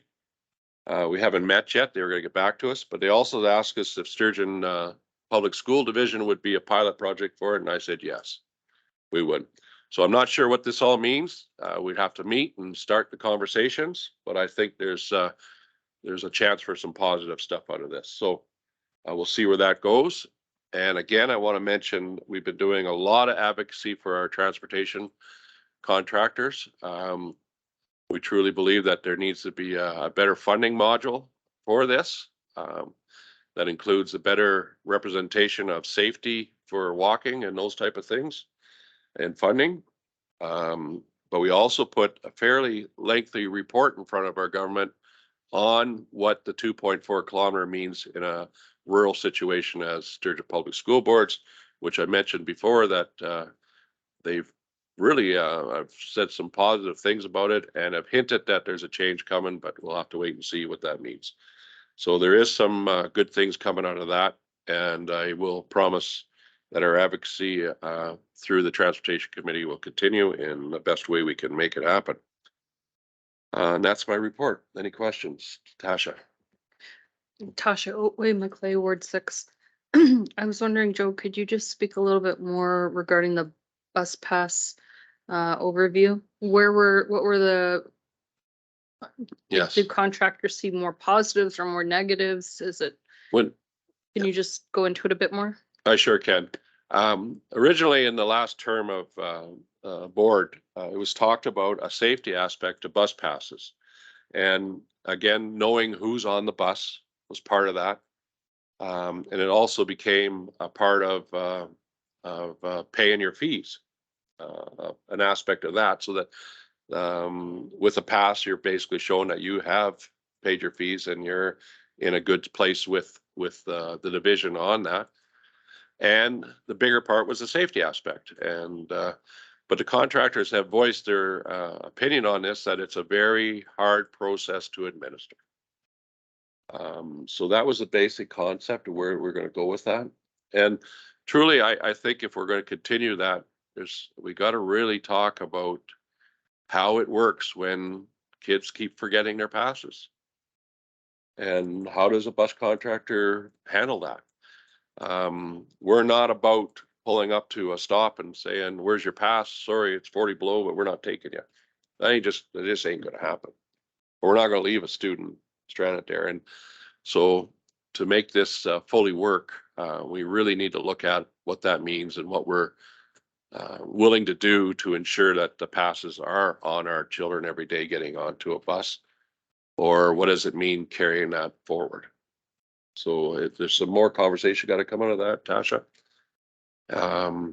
But it is, I can see both sides, but I also believe too, that process of a bus pass is really not proven its value until there is an incident. Then all of a sudden it becomes a very valuable tool. So we need to look at that and we'll see where that goes. Okay. Is that okay with that? Okay. Any other questions? Thank you. We would usually start to take a break now, but I'm going to go through this because we have a lot of people online that are here for a certain reason. So 9.1 Alberta School Board Association representative. Janine? That is me. And I would appreciate just a 5-minute break when we're done these two, because I'm not gonna make it. ASBA. Was it December? We kind of talked about it at Cal. The main thing coming through I can think of is Rick Grebenstein is going to be at the next Zone 2-3 meeting. And on January 20th, there is no cost if any trustees want to attend virtually. You are more than welcome to do that. And ASBA is really good at taking questions from the virtual audience. So as a board who is discussing transportation quite a bit, I can see the benefits to some of us being online for Rick Grebenstein. And I will certainly forward the agendas as soon as I get them. And there will probably be a time sensitive for when Rick is going to be there. So if trustees can just hop on at whatever time he's going to be on for that presentation, and then they can hop off. I think it will be beneficial for all of us to hear from him directly rather than me putting it out. And I think, oh, Stacy will fill in anything that I've missed because I'm sure I've missed a lot. Anything, Stacy? Yeah, we kind of went through it, Zone 2-3 at Cal meeting because it was just a few days before that. So nothing else to add, except that I know ASBA has been part of those task force, the career education task force. And I think you guys met superintendent and chair, yeah. But zones weren't included in that. Thank you. Any questions? Public School Board Associations. Trish. Trish Marie Elliott, Ward 4. Nothing new to report there. As Joe mentioned, we had the president and CEO, Dennis McNeil and Troy Tate, prior to our committee of the whole meeting. Just to let everyone know, there's the new advocate newsletter is out. If anyone wants to have a look at that. And the next PSBC meetings are scheduled for February 9th and 10th. And registration can be done through the newsletter if anyone's interested in joining us on those days. Any questions on that? No, thank you. Okay, Janine, we're going to take a 5-minute break, everybody. Okay? 5 minutes only, and we're getting back started real quick.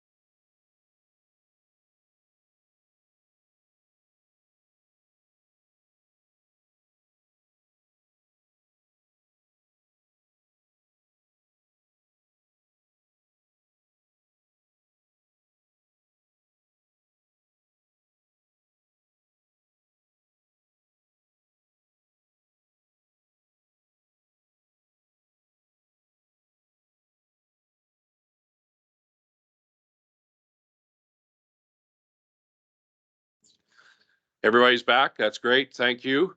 Irene, is she there? Yeah, okay. Thank you, everybody, for that quick break. We'll go, one thing I forgot to mention that our next transportation committee meeting will be scheduled on January 11th, 2023 as a committee. So I did. And we did, Cindy attended our community services board and just some basic stuff there. So we'll go over that right now. So that's okay. Or do you want to talk about it a little bit? Okay. The Community Service Advisory Board with Sturgeon County. I attended on December 19th. It was a really great meeting with all designates from across Sturgeon County. Greater St. Albert Catholic trustee was there, and we did talk about the transportation issues across Alberta right now, and they are feeling it as well.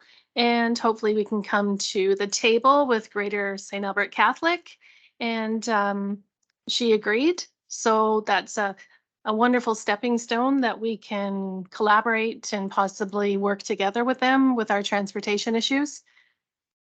So yeah, that was pretty well it, but it was a really good meeting. Thank you. Okay. 10.1, 2022-2023 Council of School Council Spring Meeting. Jonathan. Thank you, Chair. John Conrad, Deputy Superintendent. We are requiring some action on this by the trustees. It's not just for information. And what we're presenting here are two options. There's four options. So if I could walk you through it, sorry. The first consideration I would say is date options. We've got Tuesday, March 21st or Wednesday, April 19th. So that's sort of part of those motions, either the March 21st or April 19th. And then also the consideration of whether we would like to have snacks and refreshments with our school council chairs and vice chairs, or whether the trustees would like to have more of a meal with the chairs and vice chairs. So that's the four different parts of that. But I also would like to say publicly again to thank you, thanks to the school council at Ecole Morinville Public, who volunteered last year and have again said they would love to host it. And so the location we would like to have it at is Ecole Morinville Public School. Okay, Open thank you. questions on that, but it's action for the board. Any questions? Show of hands, who's okay with the Morinville Cole Public School? We don't need a motion on that. It's just, what's that, Steve? Yeah, we will. Yeah, I'll just location first, and everybody's okay with that? And what's advice on a date? Sorry, in the memo prepared here, we're either looking at Tuesday, March 21st or Wednesday, April 19th. Both of these days are good with Ecole Morinville Public and also good with administration. Okay. Is there any preference, or we can just allow Cindy? My preference would be April, simply because March 21st is very close to spring break and parent-teacher conferences. So I think it might be quite busy, but either one would work. Gotcha. I actually, surprise, I disagree with you. For the exact same reason though, because April 19th, everything starts getting so crazy with field trips and prepping for exams and blah, blah, blah. So I think actually March would be better just because it's not as crazy. It's not the run up to the end.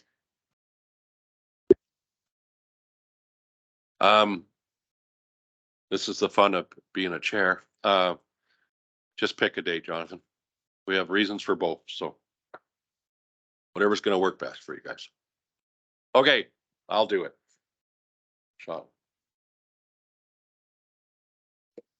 Yes, sorry, Mr. Chair, whatever date is picked, if it could just be in the motion, so we have it in the motion, because the board does have to decide Okay. what you also. Okay. food thing. It's a long motion with multiple things. Okay, I guess I should look at that again, shouldn't I? Who wants the motion? Asha. I move that the Board of Trustees approve that the 2nd, 2022-2023 Council of School Councils meeting take place in person at Ecole Morinville Public in Morinville on Tuesday, March 21st, 2023 at 6:30 PM with snacks. No. With meeting taking place at Ecole Morinville Public in Morinville at 5:30 PM with the service of a 3-course meal. I just randomly chose that all by myself here, so That's okay. if you guys want to talk about it, let's do that. Any questions on the motion? Stacy? I'd like to amend the motion and choose snacks with light refreshments, as we had a bit of a request from our parents, and feedback that I heard was that a 3-course meal or sit-down meal was not great for networking and having casual conversation. So I think if we move to snacks and light refreshments, it gives more opportunity for our parent councils to interact. Tasha? I was just gonna say, I was basing the meal part on the fact that we're going to organize in different fashion this time and put different people at the environmental scan or the World Cafe, whichever you want to call it. And so a meal might give more time and be more. So Tasha, I'm gonna ask, do you want to amend your motion or leave the motion as stands on the floor? I would like to leave my motion as it stands, Okay, but thank you. we can vote it. Does someone else have their hand up? Did you, Irene? I did, but Stacy said it. Okay. I'm good. Any other questions on the motion on the floor? She's not amending it on her motion, so we'll If you vote, don't like it, let's vote it down. so we'll vote on that motion, and if it's not carried, then we can make a different motion, okay? Everybody okay with that? Okay.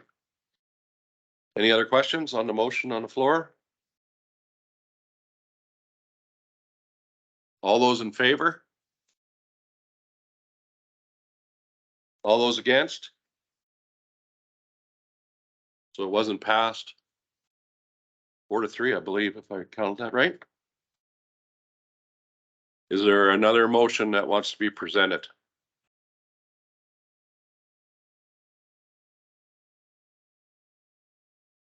What, Irene? Go. I was waiting for Stacy to pop her hand up. Am I allowed to make, because my That amendment motion was- failed, so we can You make can another, do- make anything we can move anything you We want. didn't vote on my amendment. It was just not. No, she didn't accept her the amendment on her motion, so Oh, so I can represent it? represent it now. Then I motion that the Board of Trustees approve that the second 2022-2023 Council of School Councils meeting take place in person at Ecole Morinville Public in Morinville on Tuesday, March 21st, 2023 at 6:30 PM with snacks and light refreshments. You want to repeat it one more time, please, just for everybody's clarity? That the Board of Trustees approve that the second 2022-2023 Council of School Councils meeting take place in person at Ecole Morinville Public in Morinville on Tuesday, March 21st, 2023 at 6:30 PM with snacks and light refreshments. Thank you. Any questions on the motion?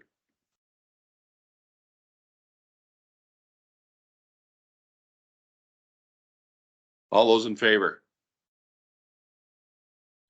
Put you at 1, 2, 3, 4, 5, 6. All those against? 1. Carried. So that'll be. Okay.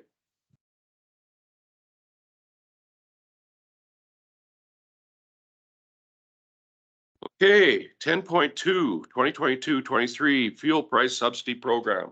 Liliana. Thank you, Mr. Chair. Liliana LeBacon, Associate Superintendent, Corporate Services.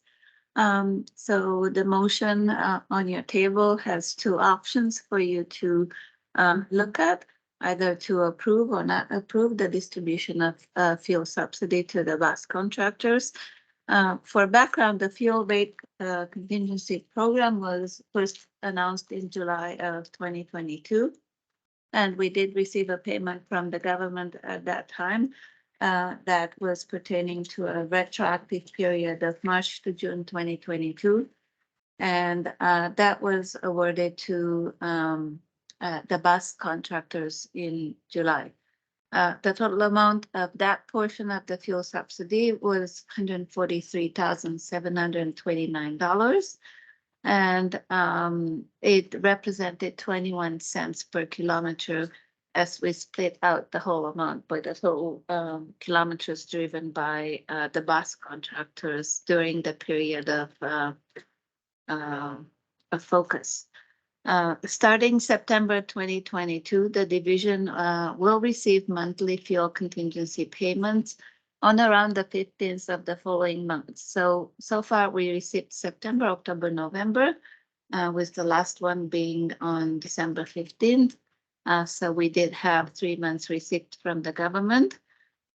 And the government distance rate is always adjusted by market fuel rates. So they are calculating using the old model of paying the distance rate to bus contractors. And the formula that is used is basically written down, which is a base fixed rate plus a fuel escalators that actually calculated as by dividing the market fuel price by the consumption rate. So for the purpose of comparison, we are providing this table included in the motion, and it's comparing the two rates for various time in history. So if we look at September 2020, comparing side by side, the old methodology of calculating the distance rate comes out to 0.89 cents per kilometer, while the rate that the division paid was 93 cents. In September of 2021, the rate using the old methodology would have been $1.01, while the division paid 98 cents, and it's highlighted there with an asterisk. In top of the 98 cents, the division also paid out the 21 cents per kilometer fuel subsidy that we received from the government. If we want to annualize that amount that we received, so assuming that was the amount paid for the entire year, which wasn't for the entire year, but annualizing it, it would have translated to 8 cents per kilometer. So that would translate to a total of $1.06. In September 2022, the old methodology would have resulted in $1.161 per kilometer, while we paid the bus contractors $1.28 based on the average fuel price for the previous 12 months and as budgeted in the spring. For comparison and information purposes, we've also provided a rate as of the most recent data that we have, which is November. In November, the fuel price was $0.909. So with that in mind, the calculated rate would have been $0.218, while we continue to pay $1.28 per kilometer. So based on the analysis that was provided above, the distance rate paid to the contractors for 22-23 to date already incorporates the market adjustments as related to the diesel fuel price. Should the board decide to pay out the fuel subsidy that the division received from Alberta Education, the board would also be required to receive or propose a ministerial approval to our minister to further extend the access to the division reserves. That would be the equivalent of the fuel subsidy, which was initially intended by the minister to cover the deficit that transportation services experiences. Thank you. Any questions?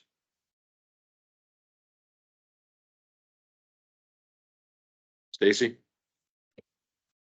I guess just to clarify, because based on our numbers, it went from 93 cents to 98 cents plus the fuel subsidy to $1.28. So that increase of 30 cents per kilometer was intended to include any support from the government when we, sorry, I I believe Liliana. that's how the decision Liliana. was made.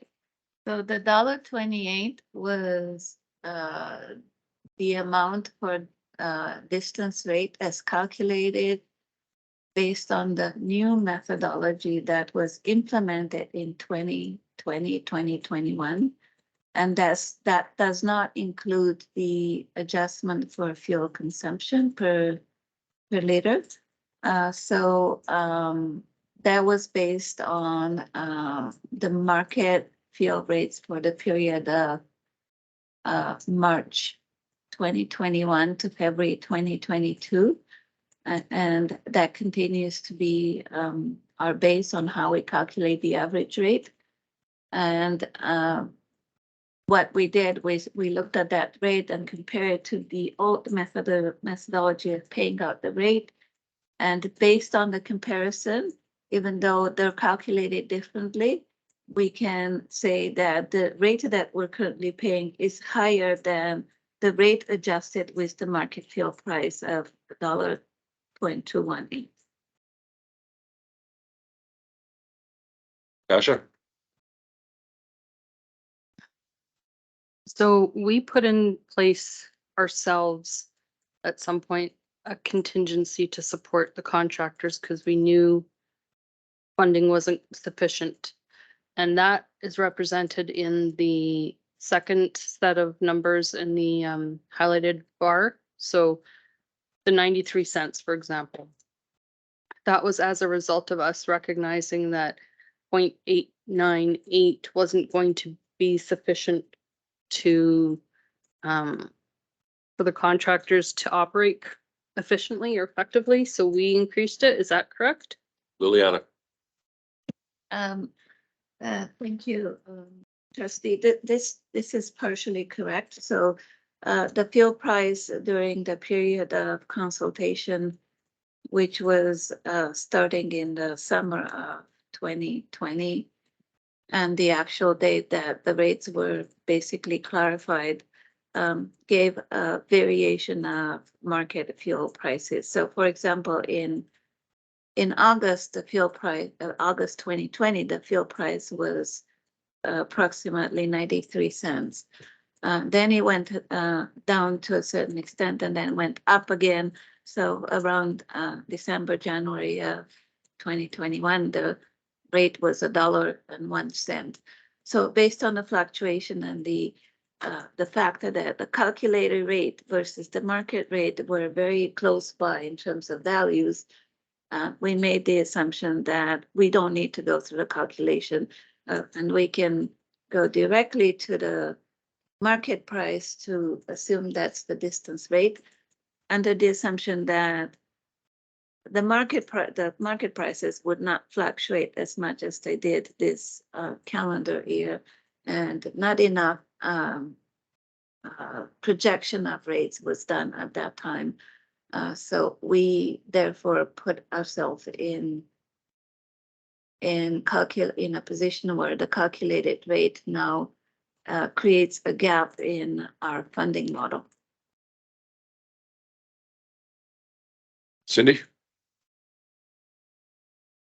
So to be clear and transparent, previously there was an error with the calculation, correct? If that's, and so we continue to pay based on that calculation. Liliana? That's correct. Thank you. Tasha? And so looking at the options of motions here, if we were to approve, what does that do to our overall deficit? It would be the an additional deficit to transportation of 143,729. Liliana, The budget for 22-23 included a deficit of 300,000. That was the budget that the minister viewed and said, we're not gonna let you access this funding from instruction. We're gonna give you a full subsidy to offset this deficit. And therefore, with the fuel subsidy, the transportation services would break even.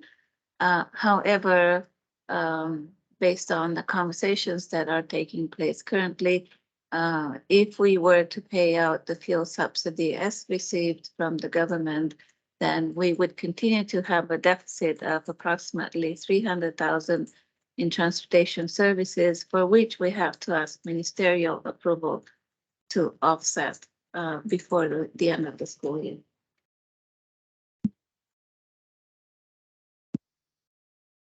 Irene,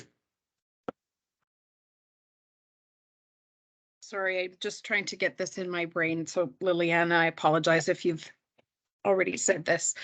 So currently, we are paying, sorry, I've got to pull it up on a different screen. The $1.28 per kilometer.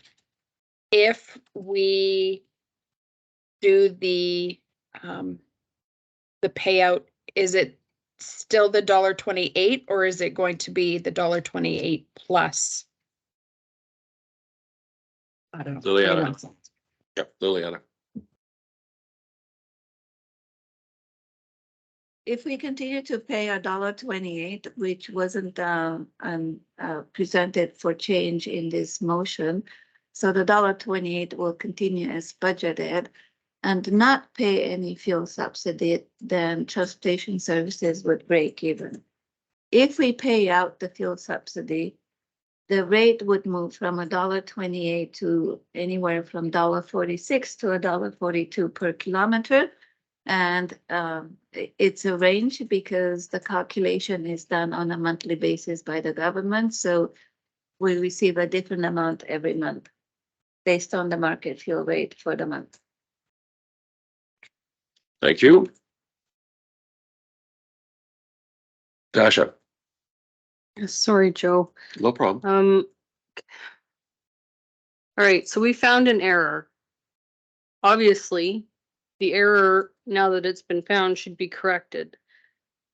So going forward, like, even if we pay out the subsidy this time, what happens in the future? Like, we can't continue to run deficits in transportation because the money comes out of educational dollars then. So how do we fix the error, and what does it look like, or what do you project that it would look like these columns in the next phase? Liliana? Thank you. That's a very good question. A lot of work is ahead of us and we are working on it and hopefully bring it to the table in January. So we will look at all the alternatives and bring it forward in January. Yeah, I'm a bit concerned about, you know, if we pay it out, we will increase the distance rate significantly for this year, and then we're gonna end up having to make a major shift for the next year. So, did that come up at the contractors meeting, Joe? Yes, it did, but it's forward conversation. So we mainly stayed to today's situation. Okay. And that's something we're going to have to talk a lot about in our transportation committee. But I do want to say a couple things on that, if it's okay.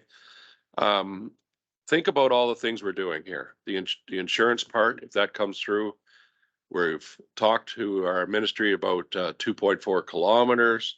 If something comes out of that, there's some benefit to it there. There's a whole bunch of unknowns that we're really trying to advocate and work for. And at the end of the day, our transportation contractors aren't properly funded by the government. So we need to help that. And that's what we're about. And we'll need to work very hard to the end of this year before the RFP is presented to figure out how we're gonna do that going forward. Even I wanna re-clarify something here too, is we did budget and ask permission from our ministry, and everybody needs to understand that we just can't spend the money. If we're gonna take money from somewhere else and put it somewhere, we have to get permission of our government to do that.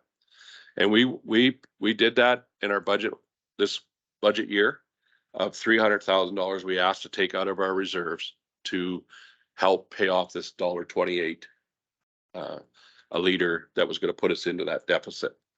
And they approved that. But then they came up after that with this subsidy and following that. But they've also mentioned to us that that would kind of say to us, the math, we have to figure out the math, but it's probably close to 300,000, is that you don't need that out of your reserves anymore because we have subsidized the fuel. So if we pass today and pass today a certain motion, then we have to, we'll pay the contractors plus reapply to the government to how we're going to pay that out of our reserves again. So we'll have to reapply for that. But again, that's just at a high level. I hope Liliana was sort of correct there and everything I said, or close. Yeah, Liliana. I would like to make one mention, if I may. If the minister does not approve us to change the plans, then we would have to find savings within our current operations of approximately 300,000 to offset this cost. So likely in the instruction, because the other budgets are very tight and they don't have much room. Yeah, you're absolutely right. So if we didn't apply, if we applied for that deficit and they didn't say go ahead, we would have to find that money somewhere. And so I just want to make sure everybody understands where we're at as a board. Janine, did you have a question there? I couldn't remember if you had your hand up there or not. I don't know that I have a question, or I'm struggling with this. So we are paying our contractors $1.28 when, according to the formula that we should have been using, should be $1.21. So we're already overcompensating in a way. We've asked the minister to go into a deficit and she said, nope, you don't have to go into a deficit. Here's the money to cover that. So to ask her again, that worries me. The sustainability of this, and I get the whole world sucks right now. We have inflation and we have increased gas costs and we have increased insurance costs that all of us as humans are dealing with, never mind these contractors or businesses are dealing with. But on the same hand, we are in the business of educating children. You know, 90% of our budget is education dollars and what, 5% is transportation. So I'm struggling with all of the factors here because I'm human too, and I hurt for struggling businesses, but I hurt on a personal level, and I struggle as a trustee on doing what's best for the education and our stakeholders. So I don't really have a question or a comment. I'm really struggling with, these are businesses, these are people, these are people who have driven my kids to school for 6 years, and I understand. But as a trustee, I'm in the business of educating children, not driving children. Like, it's such a hard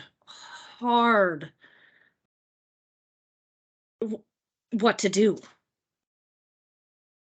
Yeah, and I understand that. Stacy? Just a quick note, because we're talking a lot about dollars and numbers, and we've heard very clearly from our contractors that their dollars and their numbers aren't adding up either because of all of these reasons, right? The insurance, the gas prices, all of it is adding up. And part of the reason I think that this is such a difficult conversation is that it's not just the numbers, it's been communication and miscommunication and implications coming from, not from us, but from the hand that feeds. The provincial government has had very mixed messages depending on who is the target audience. And unfortunately, that's, I think, what's causing the biggest trouble here, is that there's just so much confusion, and beyond, things like we're looking at calculations that probably should have been done differently in the past. We're looking at bus drivers who, are still trying to turn the key every day and they're having a tough time. So I think just to, bring that to perspective for anyone who's on the call that maybe doesn't have the background of why this is such a difficult decision, because the numbers make sense that we've already budgeted this deficit not to be paid out. This should go back into the transportation fund. But the reason it becomes so difficult is that there's been implications, there's been struggles that have been so far outside of our control that this conversation has escalated to a very difficult position that I don't think any of us or our contractors have any control over. So just for anyone who isn't aware of how that's all shaking down and why it's so difficult right now, that's where I'm at. That's my trouble. Thank you. Trish? I think we do all struggle with it. I struggle with it because I don't think it's sustainable to keep subsidizing our bus contractors. However, the remedy to that lies with our government and with the funding models. And they are really doing us a disservice when one part of the government tells us this bit of money is meant to cover your transportation deficit, and a different part of the government says that same bit of money is to be given directly to the contractors. That is putting us in a very bad position, and I don't appreciate that. I think we are hearing loud and clear our bus drivers and our contractors. We have worked really hard to try to improve our relationships, and in my mind, that is one of the key factors we have to look at here. We know they're struggling. We know the whole province is struggling. It's not something that is just within this division. So I believe for the time being, we almost have to continue supporting them and keep our fingers crossed that the government is actually hearing what we're saying and what everybody is saying, and that we do have some positive changes to look forward to. We don't know that for sure, but we are educating our students is our priority, but we have to get those students to our schools in order to educate them. And I think we all agree that our local contractors are the best possible choice we have to do that. So that's why I'm really torn here. Thank you. Cindy? I just want to go off what Stacy and Trish said, that it is hard to educate our students when 3,000 out of 5,000 of our students do ride the bus. So it's hard to educate them when they don't show up for school because of a yellow school bus not picking them up. So transportation is a huge part of our school system, and especially rural education. So we need to support our students coming to school safely every day on a school bus. Thank you. Tasha? I don't disagree with my colleagues, but I am concerned about going forward with the motion to distribute the funds. And it's a very Merry Christmas in 2022, followed by a very harsh reality in 2023, 2024. I'm not opposed to distributing the money, but I also think school divisions are funded 95% by the province. The other 5% comes from miscellaneous line items or fees. And at this point, in order to keep transportation sustainable, we're increasing fees. We're looking at making kids walk. All of these things are going to have a reduction impact on contractors. And I agree 100% that local contractors are we need to keep them and we need to try and help them where we can. I'm torn because if the government isn't funding them properly, which we can all agree they are not, then the money has to come out of the other instructional dollars. And I mean, frankly, I'm not opposed to it, but I can tell you that I've taken this to all of my constituents through parent council meetings and just general conversations, and that isn't something that they're interested in. And I say that because this impacts all of us, regardless of whether your child actually rides a bus or not. Thank you, Tasha. I just want to clear up something. We're not increasing fees. We're looking at an increase of fees, if that makes sense. Okay.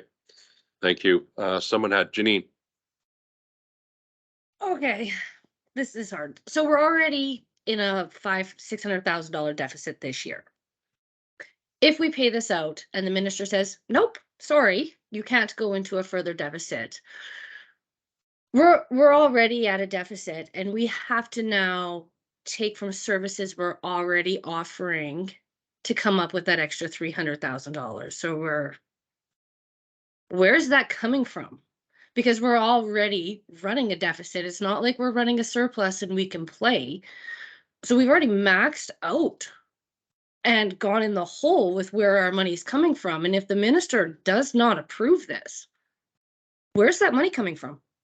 What are we taking away from our students? Or is it EA? Like, what is it? Okay, thank you. Liliana? So our deficit budget was approved by the minister, and that was, the deficit was to be funded through our reserves, our instructional reserves. As we all know, the reserves policy has changed this year, so there is much tighter management by the government on our reserves, on how we distribute the money. So since the budget is approved as approved, if we don't get the ministerial approval to access more funds from the instructional reserves, then we do have to, for example, cut down 3 teachers. And that's the, the brutal aspect of it. Or other areas, I'm not saying necessarily teachers, but just for example purposes, I'm just saying it's the equivalent of 3 teachers, but we can look at other reduction within our budget. And yes, we budgeted on a deficit because we need that much more money to keep our division where we need it to be run in terms of all resources and all aspects and programming that we're pursuing. So there is a trade-off between what we propose and what we need to do if the minister does not approve. Any more questions?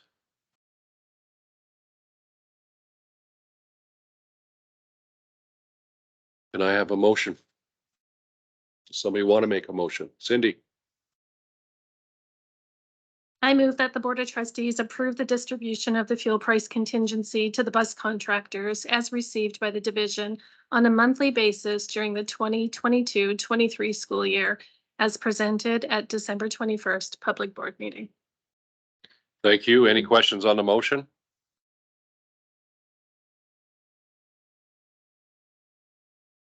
All those in favor? Thank you. All those against? 1 against. Okay. Carried. And just so that the contractors understand, that will be paid out when? Tomorrow? That'll be paid out tomorrow. Checks will be sent out tomorrow. Okay. Now we've got a lot of, I don't want to finish it here. We have a lot of work to do, guys. Because I agree with all the points made. How does this work going forward? And especially if the minister doesn't approve this. We have a lot of work to do. We have a lot of advocacy. I talked about a few things that we are working on that could be positive and come back. But this needs to be an all-in advocacy. All our contractors and our board and others in the province. This really needs to come to light. I know all the associations are talking about it. I got that. It really needs to be a hard push, especially right now with the election coming forward. Now we really got to get an understanding of who out there understands this properly. And I will promise everybody out there that I will work as hard as I can, and I have been working hard this year to advocate for the proper funding of our contractors. And because I do agree that we should not be taking funds out of our educational side of operations to fund transportation. It should be properly funded by our government and the true understanding. And one of the things I'm going to do, and I'm working on that, and I wish I would have had it arranged here in the last couple of days, but I am going to get somebody in the decision powers of our government to walk 2.4 kilometers with me to school. Now, I don't know how I'm going to do on that walk, but I will do it for the right reasons. You know, and just so that sometimes you don't really understand till you have to do it. And I think there's a lot of safety aspects that need to be taken care of. And I want to show these people that are making these decisions what it really means. So I'm about doing, and I know the board is about doing that too. And we're about everything we can. And I hope our contractors that we believe in so much appreciate where we are with this and what the moves we're trying to make here to help you as best we can. And I'll end it there.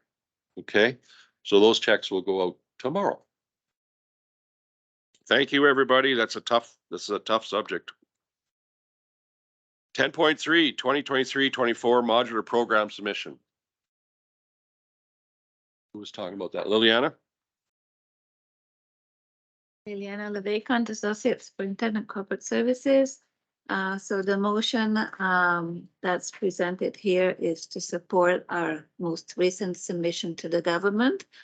On December 16, we had to present our request to the government, and in that request, we put forward a demolition of 2 modulars at Redwater. And that demolition would bring the utilization rate for Redwater at 69%. Those 2 modulars are currently unoperable, so they're still can contain from the rest of the building. There are also 2 modulars at Landing Trace School that we're proposing demolition. We have conversations with the principal on the utilization rate at that school. So we feel that those units are in a condition that are now requiring demolition, and that would improve the utilization rate at Landing Trail from 76% to 84%. And also we have requested 2 new modulars to be added at Nemeo School. Based on the informal messages that we have received from the government, we don't believe we have a good chance of getting those, as they are expecting over 100% utilization for that to get approved. We do have pressures from daycare space and other programs that we are accommodating across our division. Some of them being programs that we support, like Shine, or our specialized learning support needs that we need in schools. So we're proposing to work with, continue the lobbying with the government on those other spaces and see if we can improve anything there. But for now, this motion is referring to the modulars, and the way the motions are put together, the first option is to approve the modular program as submitted. And the second one, it gives the option to deliberate on written part decisions, you know, one or the other part of the motions to get approved or not. Thank you. Any questions? Trish? Trish Marie Elliott, Word 4. So when we put in a request and it has 3 components to it, would they either accept or reject the whole one? Because I think we've decided that a couple of these are more higher priority than perhaps another one. Do we have a disadvantage of requesting all 3? Liliana? So the application for modulars is breaking down into various categories.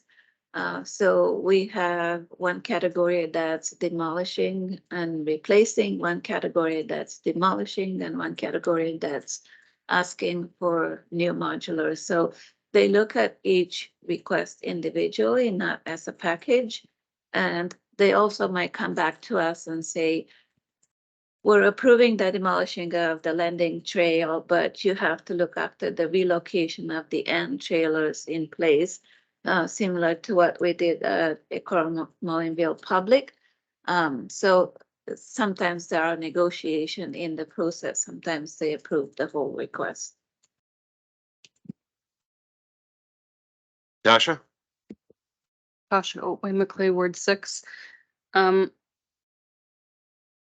Okay, I just want to give context to those who maybe don't know Nemeo's situation. Yes, we have the daycare that has two classrooms currently.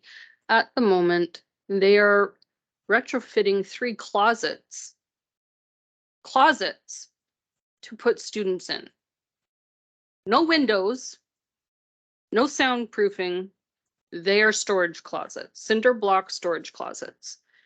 If we cannot get 2 modulars, there is nowhere else to put kids unless we start taking stuff out of the boiler room and putting them in there. I had the opportunity to tour the school a couple times this year, and like, quite frankly, unless they're actually putting kids in like hallways on stools. Like, and I know that doesn't sound like much, but the hallway isn't even level. It's sloped downwards. So kids are sitting out there and learning, which, okay, we're progressive, we can learn anywhere. But closets, people, closets. I don't like it. So I would really, really appreciate support of motion B and a yes to the modulars at Nemeo, and let the government decide. I disagree with our utilization rate equation as well. Thank you. Janine? Okay, I have kind of a 2-part question. I have heard differing information, Redwater schools, because they are blocked off, closed, not utilized, not accessed. I've heard they don't count towards our utilization rate, and then I've heard they do, so I don't know which way that goes. And then the Liliana? second. Nope, sorry. No, You want we that one can answered answer that. first? Sure. Liliana? So I'm gonna start with answering the first question here. So if we don't get the approval for the modulars at Nemeo, we always have the option to give notice to the Nemeo daycare to move out. We actually have those preliminary conversations with the daycare. And we are proposing perhaps if they can relocate at Guthrie School where there is more space. We're waiting for the answer by the end of January. Or maybe compromise in the middle, take one classroom and let them operate one of their programs in the other classroom. Unfortunately, we cannot convince the government otherwise, like we have the government go through their motion and provide us with an answer. So in terms of how the motion is structured, I just want to clarify, if we want the government to go through the motion and give us the answers on all 3 options, the board should choose option A. Option B is if you don't agree with any of the components in the motion with respect to landing trail or Redwater or Nemeo, then you have the option to say I support this or not the other one. I'm sorry if I'm being too direct. In terms of the 2 modulars for at Redwater, Danny and I have been back and forth a couple of times, and the reports as they stand last year. So the funding that we received for 22-23 does not incorporate the 2 modulars being removed. So our utilization was lower because of those 2 modulars. We did ask the government in the past to remove those 2 modulars And they've said yes, but they have not committed any funds towards it. We were trying to build based on that decision. And we can provide enough substantiation, enough documentation to prove that was done in place. So we're starting back to square one. However, we don't anticipate that the government will not approve the demolition of that. Worst case scenario, they might not give us money and we have to do it from the capital reserves that we have in place. Thank you. Janine, Okay, my second part is, as a board, we talk about advocating and advocating. I really think we as a board need to call on our partners and come up with position statements for utilization rates. At the value scoping was a huge eye opener for me that we talk about Four Winds utilization is, or even Nemeos, they're putting kids in closets, but our utilization rates are at 70 or 80%. So I think it's a bigger picture within all of the boards of Alberta. And I know it's putting extra work on Liliana and Denny and whatever else, but position statements looking at utilization rates across the board might be a way this board can really jump on trying to advocate for all of Alberta. thank you. Liliana, I did make a statement at ASBA where the government was present, and I said basically 2 points. One is the school's operations and maintenance budget should not be based on utilization. Although there is an incentive that we have fully utilized pace, the cost of maintaining the schools is the same whether we have 60 or 90%. The cost to replace roofs and do all the maintenance, repair boilers, and everything that's required in school stays the same. Even the cleaning, even with less utilization for cleaning, it still drives the same cleaning efforts in school.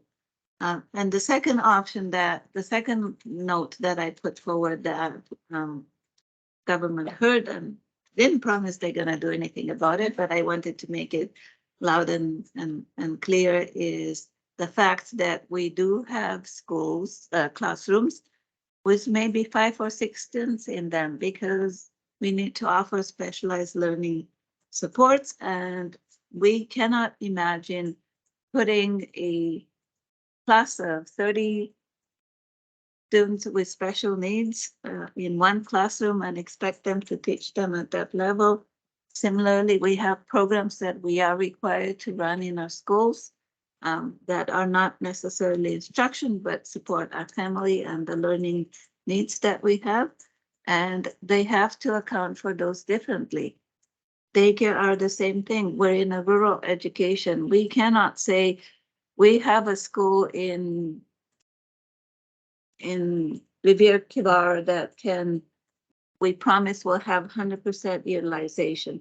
We only have so much. We built on the assumption of what we can utilize. And if our utilization rates are down or slightly down, we can't help it. We can't do much about it. We cannot close a school in a community. We have to maintain the schools that we need to have in rural education. So I voiced my concerns. I don't know if they're doing anything about it, but wanted to let you know. thank you. And I agree with Janine. I think it became very obvious on the utilization rates, how that affects some funding, and in a rural situation, it's quite different. Stacy? On that, I would like to make the motion that the Board of Trustees approve the 2023-2024 modular program submission as presented at the December 21st, 2022 public board meeting. Thank you. Any questions on the motion? All those in favor? Unanimous. Thank you. Any unfinished business? Any notices of motion? Any information to be presented that we have? Shauna? I'd just like to say, because we are headed into the Christmas season, and because we just spoke about Sturgeon Comp's, fantastic, concert at the Arden there, that Mr. Cripps and, Mr. Swenson had put together again a lovely Christmas melody, a melody to please watch because it was sent to communications last night. And as you know, they are quite the performers. So please watch for that lovely Christmas message from those two lovely staff members to come out very shortly. Tasha? And while we're talking about that, somebody asked about the Sturgeon Composite performing at PSBAA. And I have talked to Mr. Swenson, and PSBAA will be entertained and thrilled by Sturgeon Composite High School's drumline. Yeah, I know, in the fall. So Really good. yeah, very excited. Okay. Comments and question period. Anything from the ATA? We have an ATA rep? No? QP? Any of the community members want to make a comment on today's agenda only?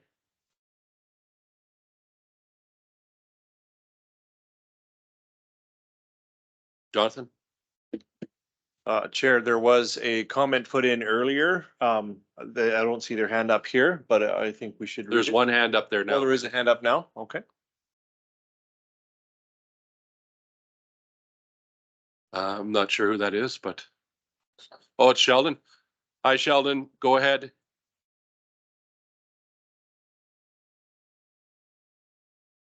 One second, Jonathan.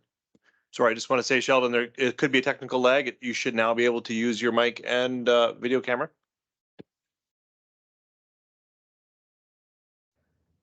Hello, hi, thank you. Just on behalf of the Sturgeon School Bus Contractors Association, just like to greatly thank you guys for putting that through. We definitely appreciate it, and I hope you all have a Merry Christmas. Thank you, Sheldon.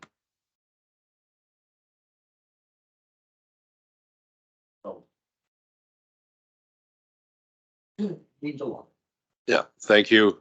And yeah, we're with you. It's got some work to do. Okay. Merry Christmas. Any other community members got anything that'd like to say? Did you say there was a comment before? What was that, Jonathan? Or maybe Jonathan, I'll do it so everybody hears. Okay. Yeah, it was on behalf of Sue Telepa. Apologies if I've mispronounced the name. On behalf of our association, we would like to thank you very much for your support. We look forward to working with the board to further seek assistance from our governments. Thank you. Okay, last call for comments from our community members. Thank you, everybody. Media, anything on for media? Any requests for information? Thank you. We're going to go in camera now, but before we do, I just want to thank everybody for getting on today. And I'll just like, on behalf of our board, Merry Christmas to all, and go home and enjoy your families, and make sure that you have the best Christmas possible. Thank you, everybody. And I need a motion to go in camera. Tasha, all those in favor? Thank you, everybody, for attending. Irene and Janine, you know you have to get off, and then you were sent a separate link. Thank you. Thank you, everybody.